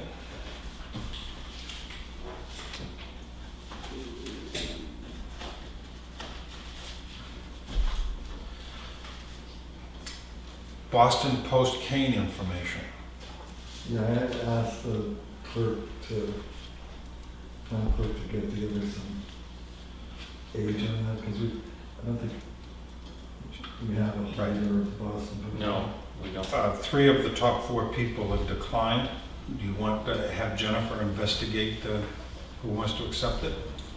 Well, I don't want it to eat up her day, but I think over the course of the next month or so, we should try to figure out if there is somebody that wants to Okay, the names are here. hold on to it. Correspondence from Matt Wood for public comments on New Hampshire DES surface water quality. New police station grant. I reviewed that with you at the last meeting. Monitoring the Cheney Farm, we heard from Steve. This is the paperwork for the record, very comprehensive.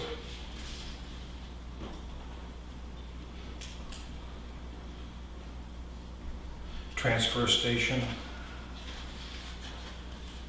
cell tower information you have.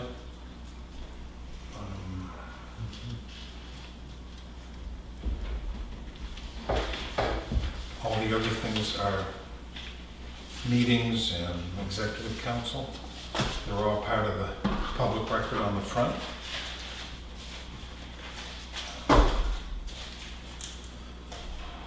Selectmen's updates.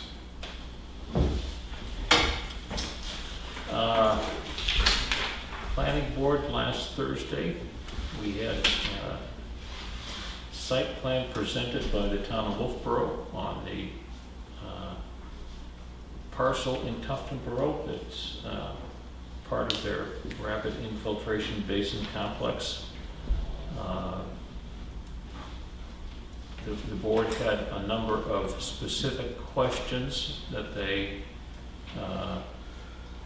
they're looking for answers from the town of Wolfboro on, which Dave Ford dutifully noted,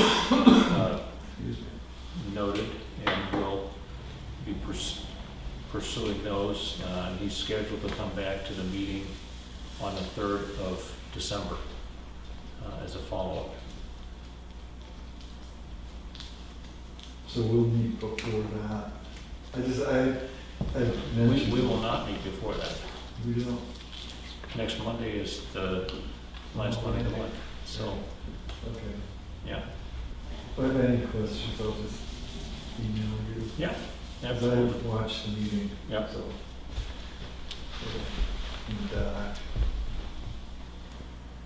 Yep. Bill, did you call back the Sandwich Selectmen? I did, and left a message, and I've not heard anything back. So it's a work in progress, Yep. right? Yep. Is that to take place, is that similar to what we used to go to Molten Borough and I have have no meetings? idea. She just reached out and wanted to talk to somebody because the group wasn't meeting anymore, so I'll make a follow-up call later today. Chip? Okay, on the administrative updates, the note that Tyler Phillips Colony's fine.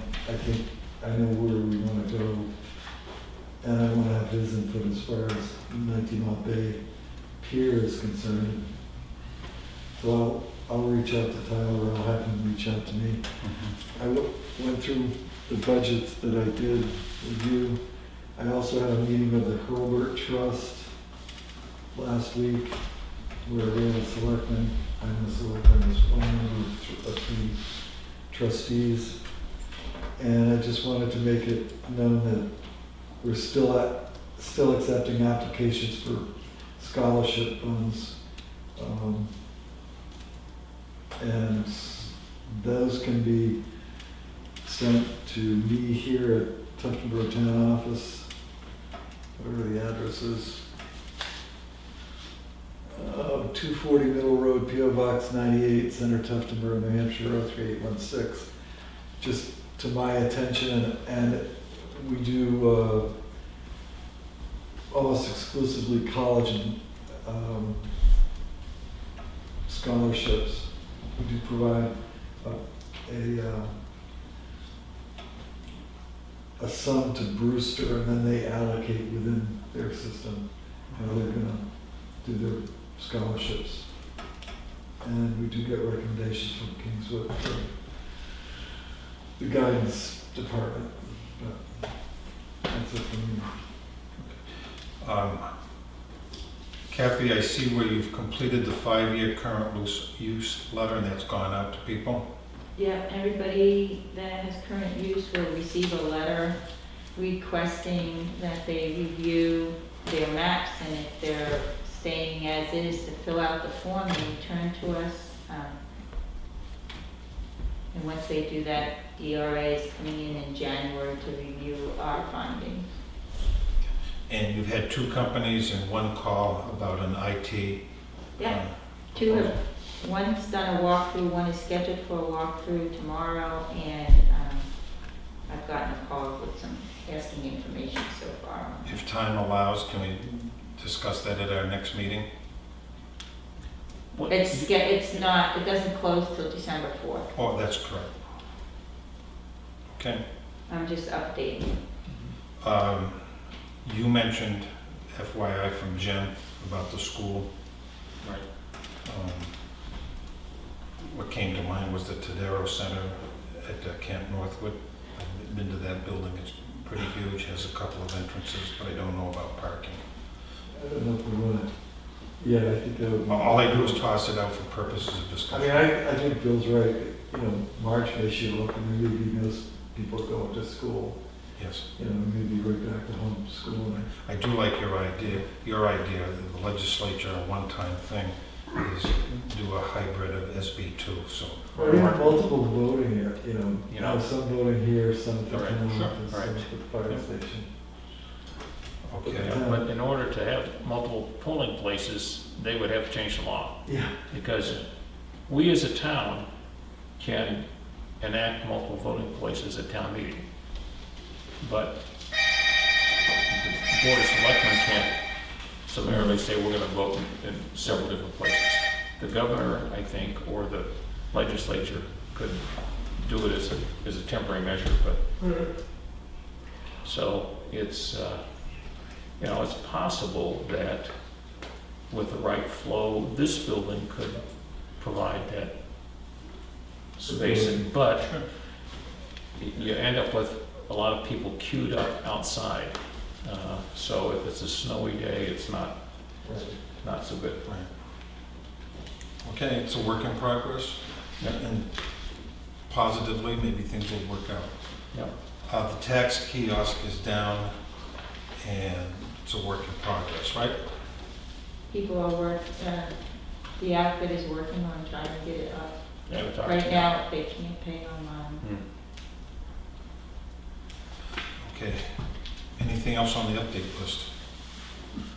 Just the confidential. Right. Yeah, we have 3 things for nonprofit. Prior to going into non-public, anything else for the board? Anything from the public?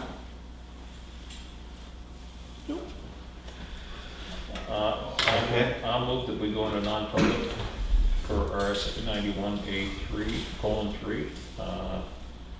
And I don't know which suffix, reputation. I'll second. Wood, yes. Marcus, yes. All the yes. And we'll take a break. Yep.